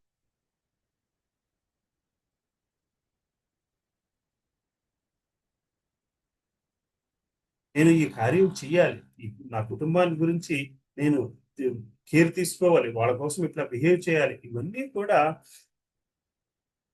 బాధ్యత, ఒక ధర్మము, ఒక ఆధ్యాత్మిక ధర్మము కింద భావించి కర్మలు చేస్తాం. ఎందుకంటే ఎప్పుడైతే ఆసక్తి లేకుండా ఉంటాడో కర్మఫలం మీద అటాచ్మెంట్ ఉండదు. ఆసక్తి లేకుండా అనగా ఆసక్తి లేకుండా కర్మను అనుసరించడం ద్వారా మానవుడు పరమ సత్యమును పొందగలుగుతాడు. మానవుడు ఎటువంటి ఆసక్తి లేకుండా కర్మలు చేసుకెళ్తూ ఉంటాడో కర్మఫలం మీద ఆసక్తి ఆటోమేటిక్ గా పోతున్నది. That is exactly how we should lead our lives. ఇదంతా కూడా మన ఉద్యోగం కూడా ఒక ధర్మం కింద భావించగలగాలి. ఎప్పుడైతే అది ధర్మం కింద భావించలేకపోతున్నామో ఏమవుతుంది? ధర్మం కింద భావించలేకపోవడానికి. ఎప్పుడైతే ధర్మం కింద భావిస్తామో then you will always question yourself, am I doing the work that I'm paid for? ప్రతి ఒక్కడు కూడా అలాగ ఆలోచించుకు వెళ్తుంటే ఆటోమేటిక్ గా సొసైటీ స్ట్రైటన్ అయిపోతుంది. ప్రాబ్లం ఏంటంటే everybody thinks salary is there right, work is something optional. అవకాశం ఆ భావంలో ఉండడం వల్లనే మనకి క్వాలిటీ ఆఫ్ వర్క్ తేడా వస్తుంది. కానీ అది కేవలం నా ధర్మము, దీని మీద నేను ఆసక్తి ఉండాల్సిన అవసరం లేదు, అలాగే నా అనాసక్తి ఉండాల్సిన అవసరం లేదు. కానీ నేను ధర్మం కింద నిర్వర్తించి చేసుకుంటూ వెళ్ళాలి. కానీ నాకు ఉండాల్సిన ఆసక్తి ఏమిటయ్యా అంటే భగవంతునితో బంధం మాత్రమే. భక్తులకు దేవాది దేవుడు, నిరాకారవాదులకు మోక్షం అనునవి ప- ప- పరమా పరమావధులు అనుకునే సరి అయిన నిర్దేశముల కర్మఫలమునందు ఆసక్తి లేకుండా శ్రీకృష్ణుని కొరకు లేక కృష్ణ చైతన్యముతో కర్మ చేయు మానవుడు తప్పక జీవిత పరమ లక్ష్యము వైపుకు పురోగమించి శ్రీకృష్ణుని ప్రీతి కొరకే యుద్ధము చేయమని కురుక్షేత్ర రణరంగమున అర్జునుడు ఆదేశింపబడింది. శ్రీకృష్ణుడు అతనిని యుద్ధం చేయమని కోరి ఉండిటియే అందుకు కారణం. సాధువుగా లేక అహింసాపరునిగా వర్తించడాలనేది వ్యక్తిగత ఆసక్తిని సూచించింది. కానీ దేవాది దేవుని పక్షమున కర్మ చేయుట అనగా ఫలమునందు ఆసక్తి లేకుండా కర్మ చేయుటయే దేవాది దేవుడైన శ్రీకృష్ణుచే ఆదేశింపబడిన శ్రేష్టమైన అత్యుత్తమమైన పరిపూర్ణ కర్మ అది. ఇంద్రియ తృప్తి కొరకే ఆచరింపబడు పాపకర్మను పవిత్రము చేయుట కొరకే యజ్ఞముల వంటి వేద విహిత కర్మలు నిర్వహింపబడదు. కానీ కృష్ణ చైతన్యముతో చేయబడి కర్మలు శుభాశుభ కర్మ ఫలములకు అతీతములైనవి. కృష్ణ చైతన్యవంతుడు కర్మ ఫలాసక్తి లేకుండా శ్రీకృష్ణుని కొరకు మాత్రమే కర్మను కొనసాగించింది. అతడు అన్ని రకముల కార్యములను నిర్వహించినను సంపూర్ణంగా అనాసక్తుడై ఉండను. అయితే ఇటువంటి ఆత్మానంద స్థితిలో నిలబడగలుగుతారో, ఇటువంటి స్థితిలో ఉండి మన గృహస్థులం కాబట్టి మనం కర్మ చెయ్యాలి, కర్మ చేయకుండా మన జీవితం గడవదు. కానీ ఆ కర్మ ఫలాసక్తి లేకుండా భగవంతుని కొరకు శ్రీకృష్ణుని కొరకు మాత్రమే కర్మలు చేస్తున్నాము అన్న స్థితిలోనే నిలబడి కర్మలు నిర్వహించగలుగుతాము. అటువంటి కర్మలు నిర్వహించినప్పుడు సంపూర్ణంగా అనాసక్తితోని, ఎటువంటి ఆసక్తి లేకుండా మనం కర్మలను చేస్తూ వెళ్తూ ఉంటాము. అంటే ఏదైనా భగవత్ ప్రసాదమే, ఏదైనా భగవత్ ప్రసాదమే. అంటే ఏదైనా భగవత్ ప్రసాదమే అన్నది చెప్పినంత సులభం కాదు, కానీ అట్లా స్వీకరించగలగాలి. మనసా వాచ కర్మనా స్వీకరించగలగాలి. అట్లా స్వీకరించి కర్మలను చేసుకు వెళితే అది అంతేకాదు. అట్లా స్వీకరించి కర్మలు చేయడానికి ఏమిటి తోడ్పడుతుందయ్యా అంటే భగవంతునితో ఉన్న ఆత్మానుభవ బంధం మాత్రమే తోడ్పడుతుంది. ఆ బంధంలో ఉన్నవాడు మాత్రమే ఈ భౌతిక కర్మ బంధం నుంచి బయటపడగలుగుతాడు. అట్లా చేసుకెళ్ళినప్పుడు మనము అట్లా అది కార్యం నిష్కామము అవుతుంది అని చెప్పి మళ్ళీ మనకి ప్రభుపాదుల వారు ఈ శ్లోకానికి అర్థం కింద పశ్చిమలో చెప్పుకొస్తున్నారు. నెక్స్ట్ శ్లోకానికి వెళ్దాము. నెక్స్ట్ 20 నుంచి 24 శ్లోకాలు. ఇటువంటి కార్యక్రమాలకి మనం ఎటువంటి వ్యక్తులని లీడర్స్ గా తీసుకోవాలి అన్న విషయంలోని ఈ 20 నుంచి 24 శ్లోకాలు వస్తాయి. Let's try to do at least those 4 shlokas and then we will go to the next class. ఈ 5 శ్లోకాలు 20 శ్లోకాలు ఎవరు చదువుతున్నారు?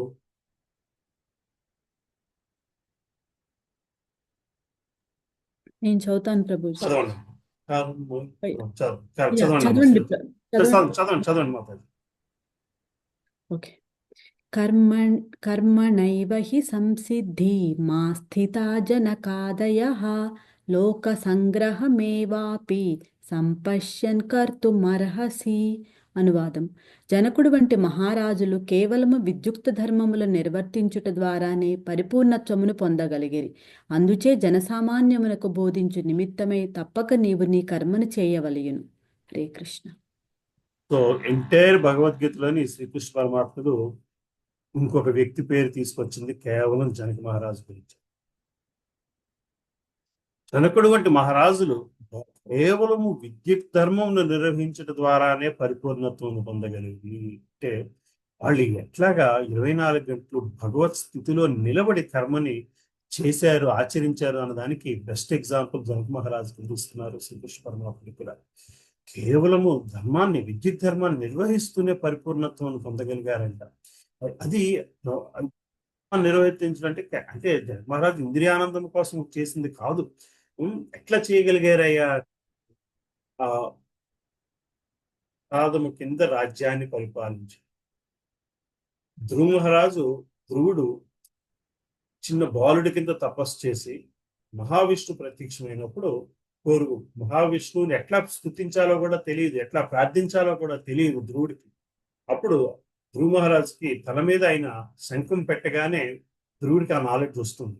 భగవంతుని స్తుతిస్తాడు. స్తుతించిన తర్వాత నువ్వు ఎందుకు ఇంత ఘోర తపస్సు చేసావయ్యా అంటే నాకు నా తండ్రి కంట తాతల కంట గొప్ప రాజ్యాధిపత్యం కావాలి అనుకో. ఆ తర్వాత సంభాషణ జరిగిన తర్వాత శ్రీ విష్ణు మహావిష్ణువుతో ఉంటాడు, అరే నువ్వు నన్ను ఏ వరం అడిగావు, నేను ఈ ముక్తి మార్గంలో వెళ్లకుండా మోక్షవరాన్ని కోరుకోకుండా తుచ్చమైన రాజ్యపాలన వరాన్ని కోరుకున్నానే అని వేడుస్తాడు. అప్పుడు మహావిష్ణువు చెప్తాడు, నువ్వు ఈ రాజ్యాన్ని ఈ విధంగా పాలించాల్సిన అవసరం ఉన్నది. ఒక భక్తునిగా రాజ్యాన్ని పాలించి నీ విద్యుత్ ధర్మాన్ని నిర్వర్తించి ఈ జనులందరినీ కూడా ఎన్నో జీవరాశులు ఈ ప్రపంచంలోని కొట్టుమిట్టాడుతున్నాయ్యా, ఇంద్రియ భోగం కోసం కొట్టుమిట్టాడుతున్నాయి. వీటిని ఆధ్యాత్మిక మార్గంలో తీసుకెళ్లాల్సిన బాధ్యత రాజుది. అటువంటి పాలనలోని అటువంటి పరిపాలనను అందించడం కోసం నువ్వు ఇది చేయాలి. అందువలన నువ్వు అటువంటి కోరిక కోరడం జరిగింది తప్ప అది నీ తప్పిదము కాదు అని చెప్పి ధ్రువ మహారాజ్కి హితబోధ చేసి ఆధ్యాత్మికంగా రాజ్యాన్ని ఎట్లా పరిపాలించాలి, రాజ్యాన్ని పరిపాలిస్తూ ఆధ్యాత్మికంగా ఎలా నిలబడాలి, రాజు ఆధ్యాత్మికుడైతే రాజ్యం ఎట్లా ఆధ్యాత్మిక మార్గంలో వెళ్ళి ఎంతో మంది జీవరాశులను ఈ భౌతిక బంధం నుంచి విముక్తిని కలిగించి ఆధ్యాత్మికం వైపు తీసుకెళ్లి ముక్తి మార్గాన్ని ప్రసాదించడానికి అవకాశము రాజుకి దొరుకుద్ది అని చెప్పి ఆ బాధ్యతను ధ్రువ మహారాజుకి ఇస్తాడు. అలాగే ప్రహ్లాదుడు తండ్రి హిరణ్యకశిపుడు చనిపోయిన తర్వాత అతనికి రాజ్యపట్టాభిషేకం చేస్తాడు. నరసింహస్వామి ప్రహ్లాదికి రాజ్య పట్టాభిషేకాన్ని చేసి నువ్వు ఈ రాజ్యాన్ని ఇంతకాలం ఏలవలసి ఉన్నది, ప్రజల్ని ఈ మార్గంలో తీసుకువెళ్లాల్సిన బాధ్యత నీకు ఉన్నది. So there are two responsibilities here. One is responsibility of our own self, soul, and then the responsibility of the people that are depending on us. గృహస్థులకి ప్రత్యేకంగా ఈ రెండు బాధ్యతలు ఉంటాయి. ఒకటి ఏమిటాయి అంటే మనల్ని మనం ఉద్ధరించుకోవాలి, మన పైన ఆధారపడ్డ వాళ్ళని ఉద్ధరించవలసిన బాధ్యత, వాళ్ళని సరైన మార్గంలో తీసుకువెళ్లాల్సిన బాధ్యత గృహస్థులపై ఉన్నది. రాజ్యాన్ని పరిపాలించే అంత రాజులు కాకపోయినా మనం ఎవరినైతే ఇన్ఫ్లుయెన్స్ చేయగలమో, ఎవరు మన వైపు నిర్దేశకం కోసం చూస్తున్నారో, ఒక లీడర్షిప్ కోసం చూస్తున్నారో, కుటుంబము పిల్లలు తల్లిదండ్రులు కాసిన లీడర్షిప్ కోసం చూస్తారు, గైడెన్స్ కోసం చూస్తారు.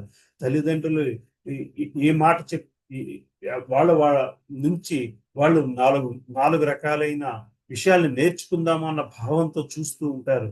వాళ్ళని మనం సరైన మార్గంలోని నిలబెట్టాలి, వాళ్ళని సరైన మార్గంలో తీసుకువెళ్ళవలసిన బాధ్యత మనము ఇటువంటి వ్యక్తుల్ని చూసి నేర్చుకోవాలి.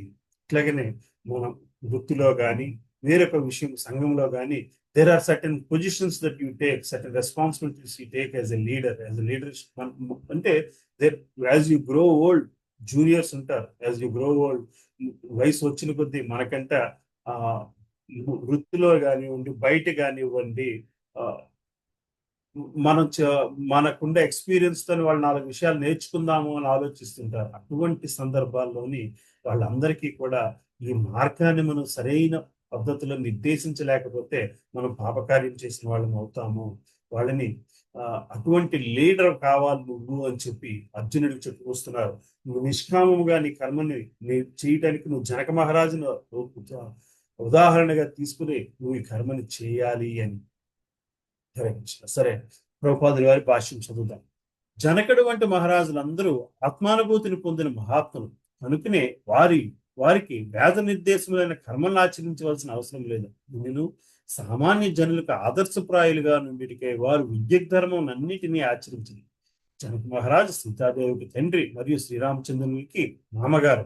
అతడు గొప్ప భక్తులొకటి చేత అత్యున్నత స్థితి ఎందు నెలకొనినను మిథిలా నగరమునకు ప్రస్తుత బీహార్ రాష్ట్రమునకు రాజు ఒకటి చేత విద్యుత్ ధర్మములను ఎట్లా ఆచరింపవలసిన వలన తన ప్రజలకు స్వయంగా బోధింపవలసి వచ్చింది. శ్రీకృష్ణ భగవానుడు మరియు అతని శాశ్వత మిత్రుడైన అర్జునుడికి కురుక్షేత్ర సంగ్రామంలో యుద్ధము చేయవలసిన అవసరం లేదు. కానీ మంచి యుక్తులు లేక వాదములు విఫలమైనచో హింస కూడా అవసరమనే సామాన్య జనులకు బోధించుట కొరకే వారు యుద్ధము చేశారు. కురుక్షేత్ర యుద్ధము జరుగుటకు మునుపు యుద్ధము నివారించడానికి సర్వ విధములైన ప్రయత్నములు జరిగింది. స్వయముగా దేవాది దేవుడే యుద్ధమును నివారించడానికి ప్రయత్నించినను ప్రతిపక్షము వారు యుద్ధము చేయటికి దృఢ నిశ్చయలేదు. న్యాయ సమ్మతమైన అట్టి విషయమున యుద్ధము తప్పనిసరి అయిన కృష్ణ చైతన్యమునందు నెలకొని నెట్టి వానికి ప్రపంచమునందు ఎట్టి ఆసక్తి లేకపోయినను ప్రజలు ఎట్లు జీవింపవలెనో మరియు ఎట్లు కర్మ చేయవలెనో బోధించట కొరకై అతడు కర్మను మనరించుచున్నది. కృష్ణ చైతన్యమునందు అనుభవజ్ఞులైన వ్యక్తులు ఇతరులు తమను అనుసరించినట్లు విధానముగా వర్తించారు. ఈ విషయము తరువాత శ్లోకమునందు వివరింపబడినది. హరే కృష్ణ. పోతుంది కదా Prabhuji, Mataji. There are so many responsibilities that we have to worry about. Self-responsibility and also to take care of the people that are depending on us.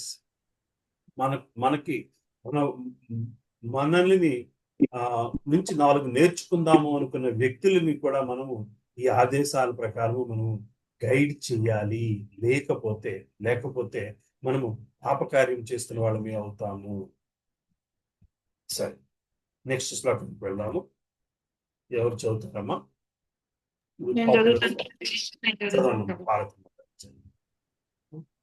యజ్జాచరతి శ్రేష్టః తత్తదేవేతరో జనః సయత్ప్రమాణం కురుతే లోకస్తదనువర్తతే. అనువాదము: మహనీయుడైన వ్యక్తి ఎట్టి కార్యములు చేయునో వానిని సామాన్య జనులు అనుసరింతురు.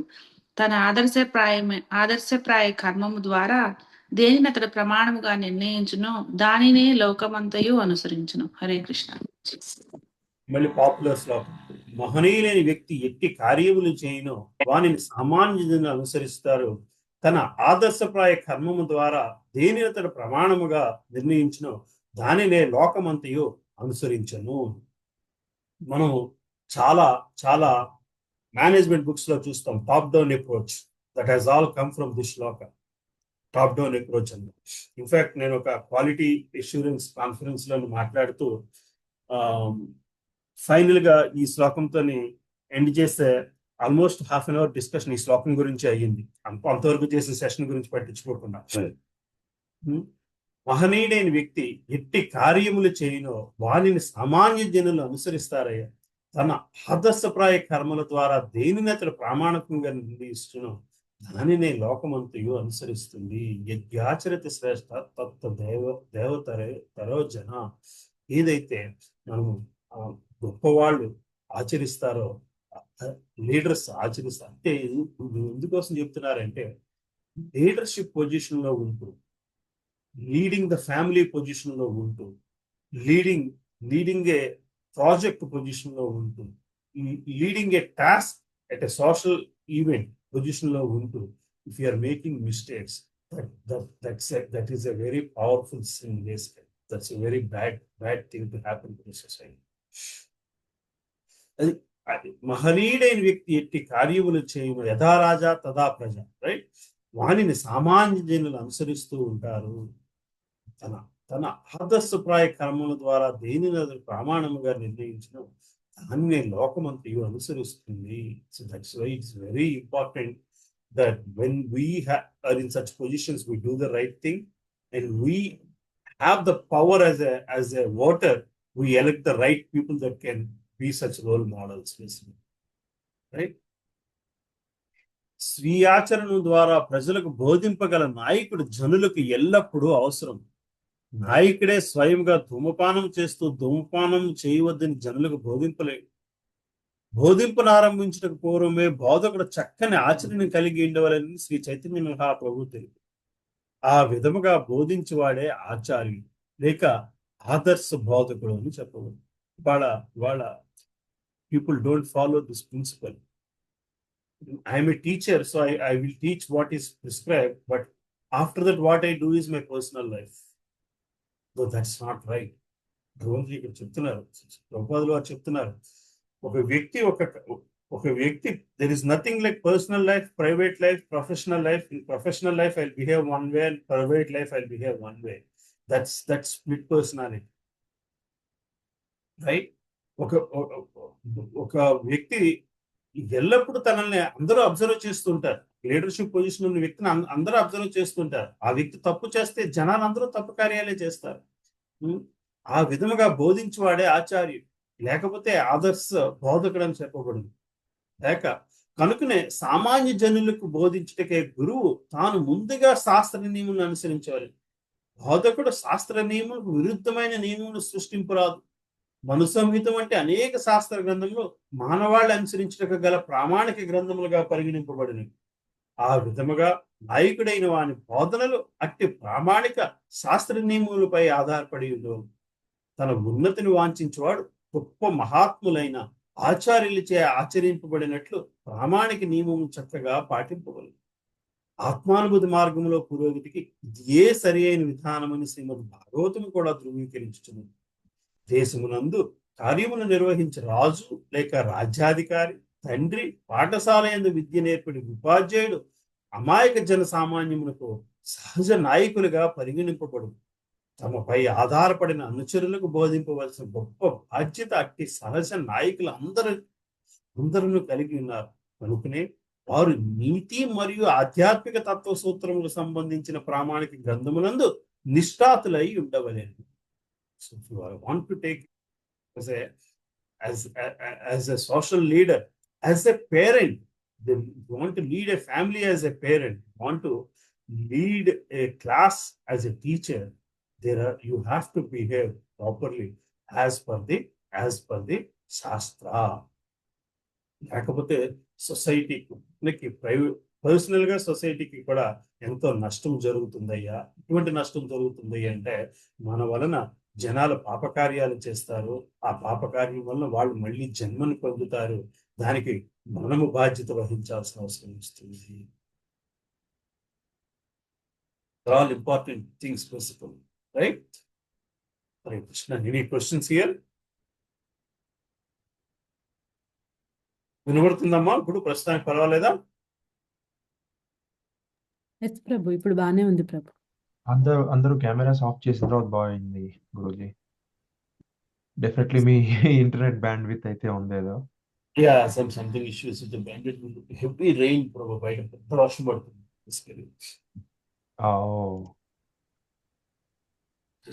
పవర్ పాక్ ముందే క్లాస్ కంప్లీట్ చేద్దామని ట్రై చేస్తాం. 22వ శ్లోకం చదువుతారా? హరే కృష్ణ ప్రభుజీ, నేను చదవను. చదవండి. 22వ శ్లోకము. నమే పార్థాస్తి కర్తవ్యం త్రిషులోకేషు కించన నానా వాక్తవ్యం భర్తయేవ చ కర్మని. ఓ మృతకుమార, ముల్లోకాలలో నాకు విధింపబడిన కర్మ ఏదీ లేదు, నేను కోరేది ఏదీ లేదు, దేనిని పొందవలసిన అవసరం లేదు. అయినా కూడా నేను విద్యుక్త కర్మల్లో నెలకొన్నాను. Thank you Prabhuji. హరే కృష్ణ. భగవంతుడు చెప్పుకొస్తున్నారు తన పొజిషన్. ముల్లోకములందు నాకు నిర్దేశింపబడిన కర్తవ్యం ఏమీయూ లేదు. నేను భగవంతుడు దేవాది దేవుడు. ఆయన చేయాల్సిన కార్యం ఏమీ లేదు. ఆయన కోరుకోవాల్సింది పొందినది కూడా ఏమీ లేకున్నాను. విహిత కర్మలందు నేను నియుక్తుడై ఉన్నాను. శ్రీకృష్ణ భగవానుడు కూడా స్కూల్కి వెళ్ళాడు. ఆయనకు కూడా సాందీప మునిది ఆశ్రమంలోని పాఠాలు నేర్చుకున్నాడు. ఆయనకు కూడా మిత్రులు ఉన్నారు. ఆయన కూడా మంచి చెడ్ల గురించి ఆలోచిస్తూ కర్మలు చేస్తున్నాను. భూమి మీద ఈ భూలోకంలోని శ్రీకృష్ణ పరమాత్ముడు తనంతట తానుగా వచ్చినప్పుడు మనుషులలాగా తను కూడా కర్మలు చేయడానికి ప్రయత్నించారు. కర్మలు చేయడానికి ఒక ఎగ్జాంపుల్ ఇవ్వడానికి కర్మలు చేస్తున్నారు. కానీ లేకపోతే ఆయన నేను చేయాల్సింది ఏమీ లేదయ్యా, కానీ కేవలము ఎగ్జాంపుల్ గా ఉండడం కోసం చేస్తున్నాను అని చెప్పొచ్చారు. దేవాది దేవుడు వైదిక గ్రంథములందు ఈ విధముగా వర్ణింపబడ్డాడు. భగవానుడు నియామకులందరికీ నియామకుడైనటు వాడు. అతడు సమస్త లోకపాలకులలోని శ్రేష్ఠుడు. ఎల్లరూ అతని ఆధీనమునందే ఉంది. అతడే జీవులందరికీ ప్రత్యేక శక్తులను అనుభవించుతుంది. అందుకనే ఆ జీవులెన్నడూ పరమ ఉన్నతులు కాజాలం. అతని దేవతలందరూ పూజించరు. అతడు నిర్దేశకులందరిలోని పరమ నిర్దేశం. అందుకనే అతడు సమస్త లోకపాలకులకు మరియు నియామకులకు అతీతుడై అందరికీ పూజనీయుడై ఉండేది. అతడు అందరికంటేనూ మహత్తరుడు. అతడే సర్వ కారణములకు పరమ కారణుడు. భగవానుడు సాధారణ జీవుని దేహము వంటి దేహమును కలిగి ఉండడు. అతని దేహమునకు మరియు ఆత్మకు భేదము లేదు. అతను పరమ పురుషుడు. శరీరము కూడా ఆధ్యాత్మికమే. అతను ఆ ఆత్మకు పరమాత్మకి శరీరానికి తేడా లేదు. అతని ఇంద్రియములన్నీ దివ్యాలు. అతను ఏ ఇంద్రియమునైనను ఏ ఇంద్రియ కార్యమునైనను చేయగల సామర్థ్యము కలిగి ఉన్నాడు. అంటే మనము ఆహారం తీసుకోవాలంటే దాన్ని చేతితో తీసుకుని నోట్లో పెడితేనే నాలుకకి టేస్ట్ వస్తుంది. కానీ భగవంతుడు కనుచూపుతోనే ఆ ఆహారాన్ని స్వీకరించగలడు. అందుకనే ఎవరు అతని కంటే మహత్తరుడు కానీ సమానుడు కానీ లేడు. అతని శక్తులు అనేకం. ఈ విధముగా అతని కార్యములన్నీ సహజముగానే నిర్వహణ. ఇది శ్వేతస్వరూపనిషత్తులో చెప్పిన విషయం. దేవాది దేవుని యందు సమస్తమును సంపూర్ణముగాను మరియు సత్యముగా నెలకొని ఇంటి చేత అతను నిర్వహింపవలసిన కార్యం ఏమీ లేదు. తన కర్మఫలములను పొందగోరు వారికి మాత్రమే విహిత కర్మలు ఉండును. కానీ ముల్లోకములందు పొందవలసిన ఏది లేని వానికి తప్పక చేయవలసిన కర్మ ఏది ఉండదు. అయినను శ్రీకృష్ణ భగవాను క్షత్రియులకు నాయకుడుగా కురుక్షేత్ర సంగ్రమం నెలకొను. ఎందుకనగా దీనులకు దుఃఖితులకు రక్షణను వసగట క్షత్రియులు విద్యుతరం. తాను శాస్త్ర విధులన్నిటికీ అతీతులై ఉన్నను శాస్త్రములలో చెప్పబడిన దానికి విరుద్ధముగా ఏమీ చేయదు. All rules do not apply to all people. మనం వింటూ ఉంటాం ఈ మాట. ఎందుకంటే రూల్స్ చేయగల సామర్థ్యం ఉన్న వాడికి రూల్స్ వర్తించవు. That's the reason why American president has the power to pardon people, right? So many things like that. Certain rules do not apply to the president of America, Prime Minister of India, certain things. But భగవంతుడు ఇక్కడ చెప్పుకొస్తున్నారు. అట్లాగనే ఇవన్నీ నా చేత నిర్దేశించబడినవి. వేదాలన్నీ నేను రాశాను. భౌతిక ప్రపంచం అంతా ఎట్లా నడవాలో, ఎట్లా నడుచుకుంటుందో దానికి కావాల్సిన శక్తులన్నీ నేను సమకూర్చాను. కానీ అయినా సరే నేను ఈ భౌతిక ప్రపంచంలోని కొంతకాలము ఉందాము అని వచ్చినప్పుడు ఈ శాస్త్రంలో చెప్పబడిన విధముగా కర్మల్ని ఆచరించడము భగవంతుడు కూడా చేసి చూపించాడు. కేవలము ఒక ఎగ్జాంపుల్ గా ఉండడం కోసం తాను కర్మల్ని చేయడం కోసం చేశాను అని చెప్పుకొస్తున్నాడు. రైట్. తన స్థితి ఏమిటి? తనను హరే కృష్ణ శ్లోకానికి వెళ్ళి చదవండి. ఎవరైనా చదువుతారా? చదవనా గురు? విక్రమ్ ప్రభు చదవండి ప్రభు. యది హ్యహం న వర్తేయం జాతు కర్మణ్యతనిద్రతః మమ వర్త్మానువర్తంతే మనుష్యాః పార్థ సర్వశః. ఓ పార్థ, ఒకవేళ నేను విద్యుక్త ధర్మమును చక్కగా నిర్వహింపనిచో మానవులందరూ తప్పక నా మార్గమునే అనుసరింతురు. నేను నా ఇష్టం వచ్చినట్లు బిహేవ్ చేయడం మొదలు పెడితే అందరూ కూడా నన్నే ఫాలో అవుతారు. ఒకవేళ నా విద్యుక్ ధర్మం చక్కగా నిర్వహింపనిచో మానవులందరూ తప్పక నా మార్గమునే అనుసరిస్తారు. రెండు విషయాలు ఇప్పుడు చెప్తున్నాను. నాకు ఈ కర్మ చేయాల్సిన అవసరం లేదు అని నేను ఒక ఎగ్జాంపుల్ గా ఉండడం కోసం, రోల్ మోడల్ గా ఉండడం కోసం ఈ ప్రపంచంలో ఉన్నప్పుడు చేస్తున్నాను. నీకు కూడా నువ్వు త్యాగానికి అర్హుడివే అని, నువ్వు కూడా ఒక రాజువి, ఒక క్షత్రియుడివి, ధర్మాన్ని స్థాపించాల్సిన అవసరం ఉన్న వ్యక్తివి. కాబట్టి నీవు ఈ విద్యుత్ ధర్మాన్ని అనుసరించు.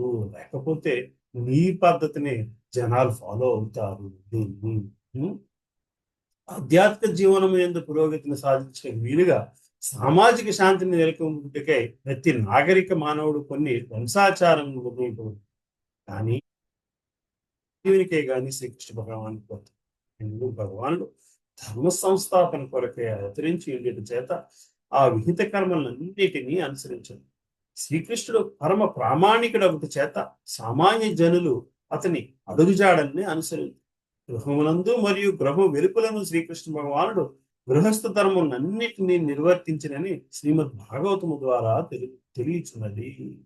భగవంతుడు ఇంట్లోని ఇంటి బయట కూడా తను ఇది కూడా ధర్మానుసారమే జీవితాన్ని వెలబుచ్చుకున్నాడు అని చెప్పి భాగవతం చెప్పుకొస్తుంది.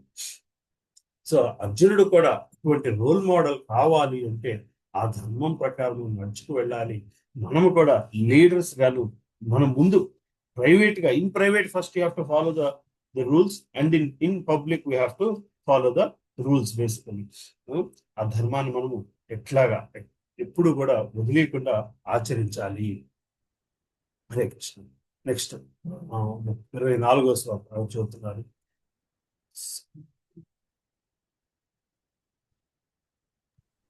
తీదేయ ఇమే లోక నా పూర్యం కర్మ చేత అహం సంకరస్య చ కర్తస్య ముపహన్యామి మన్యామి ప్రజా ఉపహన్యామి ఇమ ప్రజా. నేను విద్యుత్ ధర్మమును నిర్వహింపనుచో లోకములన్నీ నాశనములకు గురి కావాల్సి వచ్చింది.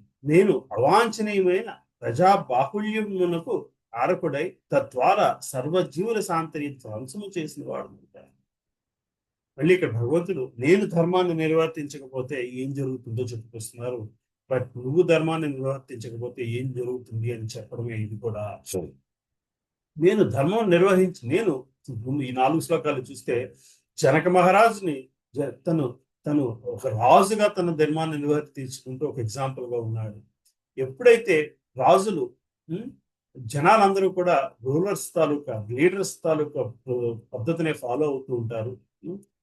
నేను ఎటువంటి ధర్మము చేయవలసి కర్మ చేయవలసిన అవసరం లేకపోయినా సరే క్షత్రియునిగా భూమి మీద ఒక స్థితిలో ఉండే ఒక పొజిషన్ లో ఉండే రోల్ తీసుకున్నప్పుడు నేను ధర్మాన్ని పాటించాలి. నేను ధర్మాన్ని పాటించకపోతే ప్రజల ధర్మాన్ని పాటించడం ఎట్లా జరుగుద్ది?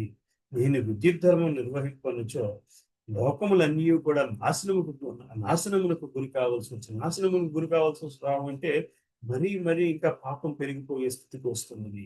నేను అవాంఛనీయమైన ప్రజాబాహుళ్యమునకు కారకుడై తద్వారా సర్వ జీవుల శాంతిని ధ్వంసము చేసిన వాడిని అవుతాను. ఎప్పుడైతే నేను ధర్మం పాటించకపోతే జనాలు కూడా నన్ను అనుసరించే మార్గంలో ధర్మాన్ని పాటించారు. ఎప్పుడైతే వాళ్ళు ధర్మాన్ని పాటించారో మొత్తం ప్రపంచ లోకాలంతా కూడా ఇంకా అశాంతిని పొంది అవాంఛనీయ సంగతులు జరుగుతుంటాయి. ఇది భాష్యం చూద్దాం. వర్ణ సంక్రమం అనగా సమాజ శాంతికి భంగము కలిగించే అవాంఛనీయమైన ప్రజాబాహుళ్యమును భావం. ఈ సాంఘిక సంక్షోభం నివారించుటకే నియమ నిబంధనలు కలవు. వాటిని ఆచరించుటచే జనులు సహజముగానే శాంతిని పొంది ఆధ్యాత్మిక పురోగతిని సాధింపగలరు. శ్రీకృష్ణ భగవానుడు అవతరించినప్పుడు అతడు అట్టి కర్మాచరణముల అవసరమును మరియు వాటి గౌరవమును కాపాడుటకై వాటిని అనుసరించను. శ్రీకృష్ణ భగవానుడు జీవులందరికీ తండ్రి గనుక జీవులు తప్పుద్రోవ పట్టినచో పరోక్షముగా బాధ్యత అంతయు భగవానునికే చెందింది. అనుకునే ధర్మాచరణములు నిర్లక్ష్యపరిచినప్పుడు భగవానుడే స్వయంగా అవతరించి సహజముగా సంస్కరించింది. అనుకునే భగవానుని అడుగుజాడలను శ్రద్ధతో అనుసరించవలసి ఉన్నది. ఎన్నడూ అతనిని అనుకరించలేమని సత్యమును మనం అతనిని అనుకరింపలేమని సత్యమును మనం గ్రహింపవలేము. సో భగవానుని అడుగుజాడల్లో అనుసరించడం వేరు, అని అనుకరించడం వేరు. రైట్? భగవంతుడు అడుగుజాడల్లో ఆయన చెప్పిన విధానంగా జీవితాన్ని గడుచుకోవాలి. అయితే ఆయన లాగా మనము లీలలు చేయలేము. ఆయన ఆ పని చేశాడు కాబట్టి మనం ఆ పని చెయ్యొచ్చు అనుకోవడానికి వీల్లేదు. ఆయన గోవర్ధన పుగ్గిరి ఎత్తారు, మనం ఎత్తడానికి ప్రయత్నించగలమా? అట్లాగా కొన్ని విషయాలు ఆయన చేసిన మనం అనుకరించడానికి ప్రయత్నించకూడదు, కానీ ఆయన అడుగుజాడలను మాత్రం అనుసరించాలి. అనుసరించుట మరియు అనుకరించుట అనేది సమానము కాదు. ఉదాహరణకు శ్రీకృష్ణుడు బాల్యమునందు చేసినట్లు గోవర్ధన పర్వతం ఎత్తి మనం అతన్ని అనుకరింపలేము. అది ఎట్టి మానవునికైనా అసంభవమైనది. అతని బోధనలను మనము అనుసరింపగలమే కానీ ఎన్నడూ అతనిని అనుకరింపలేము. శ్రీమద్ భాగవతం కూడా దీన్ని నిర్ధారిస్తుంది. భగవానుడు మరియు అతని ప్రామాణికులైన సేవకుల బోధనలను ప్రతి ఒక్కరూ పాటిపోలేదు. ఆ బోధనలన్నీ మనకు సర్వ శుభదాయకము. అనుకునే ఏ బుద్ధిమంతుడైనను ఉపదేశింపబడినట్లుగా వాటిని అనుసరించు. కానీ వారి కార్యములను మాత్రమే మానవుడు అనుకరించుటకు ప్రయత్నింపకుండా జాగ్రత్త వహించుకోవాలి. పరమశివుని అనుసరించు ఎవరు విష సముద్రమును పానము చేయుటకు ప్రయత్నింపరాదు. శివుడు విషయాన్ని కంఠంలో పెట్టుకున్నాడు కదా అని చెప్పి మనం కూడా ప్రయత్నిస్తారా? ఎవరైనా ప్రయత్నిస్తే ఏం జరుగుతుంది మనం రైట్? ఈశ్వరుల సూర్య చంద్రాదుల గమనమును నియమించి శక్తి కలిగిన వారికి స్థితి మనస్థితి కంటే అధికమైనదని మనము గుర్తించగలము. ఇటువంటి శక్తి లేనిదే సర్వశక్తివంతులైన ఈశ్వరులను ఎవరో అనుకరింపలేరు. పరమశివుడు సముద్రమునంతా విస్తృతమైన విషయమును త్రాగి, కానీ సామాన్య మానవుడు కూడా విషయములను స్వల్పమునైనా త్రాగుటకే ప్రయత్నించిన వెంటనే మరణించారు. కానీ కానీ గంజాయిని పీల్చుతూ ఇతర మాదక ద్రవ్యముల వంటి వాటిని సేవిస్తూ శివుని భక్తులు చెప్పుకునే వారెందరో కలరు. అట్లు చేయుటచే అనగా శివుని కార్యమును అనుకరించడం ద్వారా వారు మృత్యువును సమీపంకు ఆహ్వానిస్తున్నారని తెలుసుకుంటారు. అట్లే గోవర్ధ పర్వతము ఎత్తలేనిట్టి తమ అసమర్థతను విస్మరించి రాసలీలయందు శ్రీకృష్ణ భగవాన్ని అనుకరించడానికి ప్రయత్నించి మిథ్యాభక్తులు కొందరు కలరు. అందుకనే శక్తిమంతులను అనుకరించట కంటేను వారి బోధనను అనుసరించుట మానవులకు ఉత్తమం. అట్లే మానవులు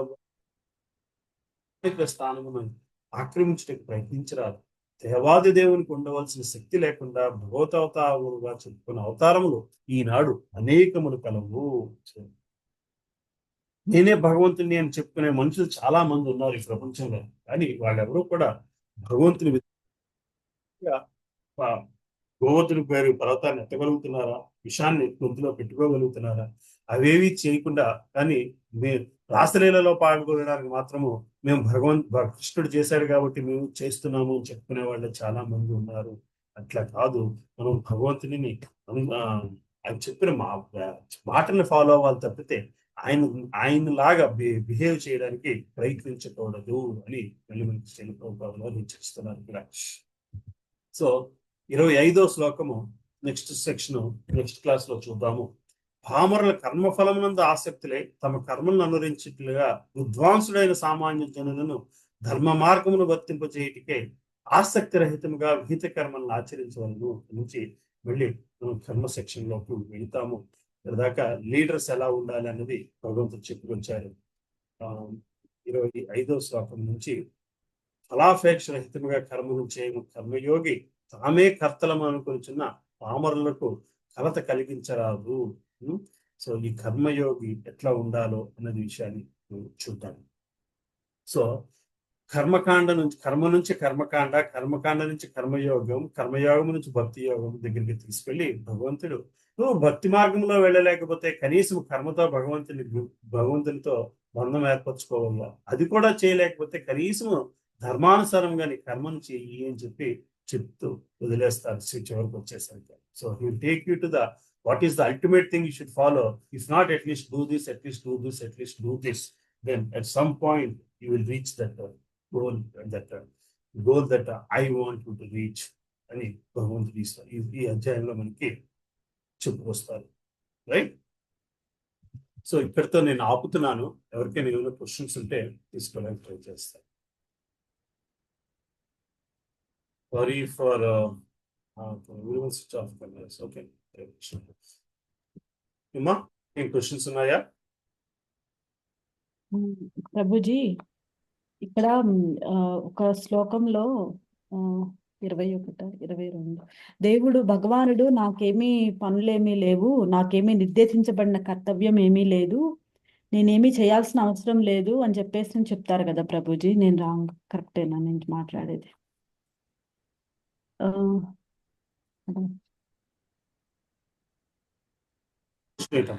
ఉల్లోకముల్లోనూ నాకు నిర్దేశింపబడిన కర్తవ్యం ఏదీ లేదు, నేను కోరుకునేది లేదు, దేనిని పొందనవసరం లేదు, అయినను నేను కర్మల్లో నెలకొంటిని. అంటే ఆ భగవానుడికి ఏమీ చేయాల్సింది లేదు, ఎందుకంటే ఆయన అందరికీ అప్పచెప్పేశారు కాబట్టి పనులు. అంటే వేరే వాళ్ళు అందరూ చేస్తున్నారు కాబట్టి అనా Prabhuji? I'm at a position I don't need all this. అందరికి ఎందుకు అప్పచెప్పాల్సి వచ్చింది? These are not meant for me. These are meant for you to come to me. Okay. So these are all meant for you. మిమ్మల్ని మీ కోరికలు తీర్చడం కోసం నేను ఇంత setup తయారు చేయాల్సి వచ్చింది. మెటీరియల్ వరల్డ్ ఇదంతా కూడా ఇవన్నీ తీసుకురావాల్సి వచ్చింది. సో నేనైతే కర్మలు చేయాల్సిన అవసరం లేదు. నేను ఇక్కడ కూర్చుని నీకు రాధసారథ్యం చేయాల్సిన అవసరం లేదు, యుద్ధం చేయాల్సిన అవసరం నాకు లేదు. ఎందుకంటే because I'm at a different but now I'm here on this materialistic world, so I'm doing these things. 24th శ్లోకాలు ఆయన చెప్పేది because I am here in this material world right now, I am doing. Otherwise I have no need for all this.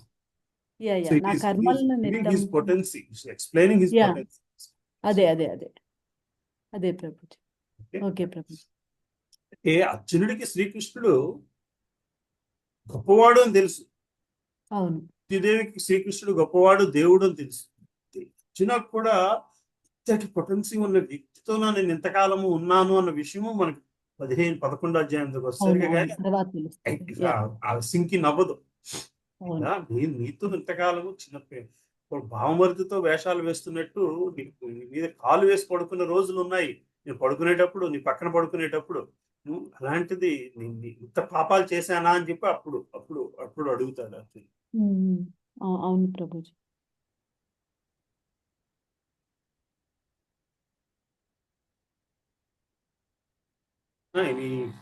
Anything else? So how things are going? Any other feedback? So we spent a lot of time in the second chapter. The other chapters will go a lot more faster basically because second chapter లోని మొత్తం ఇప్పుడు చదువుకున్నంత gist రూపంలో చూసాము. But third chapter లోని కొంత expansion ఉంటుంది నిష్కామం గురించి. అవును ప్రభుజీ. సో ఇంకేం క్వశ్చన్స్ లేకపోతే ఇక్కడ క్లాస్ ఆపుతున్నానమ్మా. So meet again next class. When is that okay Prabhuji. Class ఏ రోజు పడుతుంది? నెక్స్ట్ క్లాస్ ఇంటి వాళ్ళ 25th. లాంగ్ వీకెండ్ అమ్మా అది. 25th. అవును ప్రభు, లాంగ్ వీకెండ్ అది. So what you want to do? So people అందరూ ఉంటారా జనాలు క్లాస్ కి? కష్టం చెప్పాలి విక్రమ్ ప్రభు, మీరందరూ ఉంటారా ప్రభు? Can we have it, Prabhuji, party ఉంది. earlier? ఏమ్మా? One day earlier చేయొచ్చా? అంటే సండే మార్నింగ్ మీకు బదులు సాటర్డే మార్నింగ్ చేయొచ్చా? మండే మార్నింగ్ చేస్తున్నాను. మండే మార్నింగ్ బదులు sorry, Sunday morning. Sunday morning. So Sunday, see, but if it is long weekend, when is the day off? It's Monday off or Saturday? Monday off. Yeah. Monday off. I mean, but I normally thought it was a long weekend. All 3 days people will be out of place, right? Right. నేను out of place Guruji. నాకు మా friend marriage ఒకటి ఉంది. So completely out of Out of. So if it has to come, it has to come for your like some Thursday evening, like Friday morning my time, right? Because by Friday evening itself, people will be driving and all that.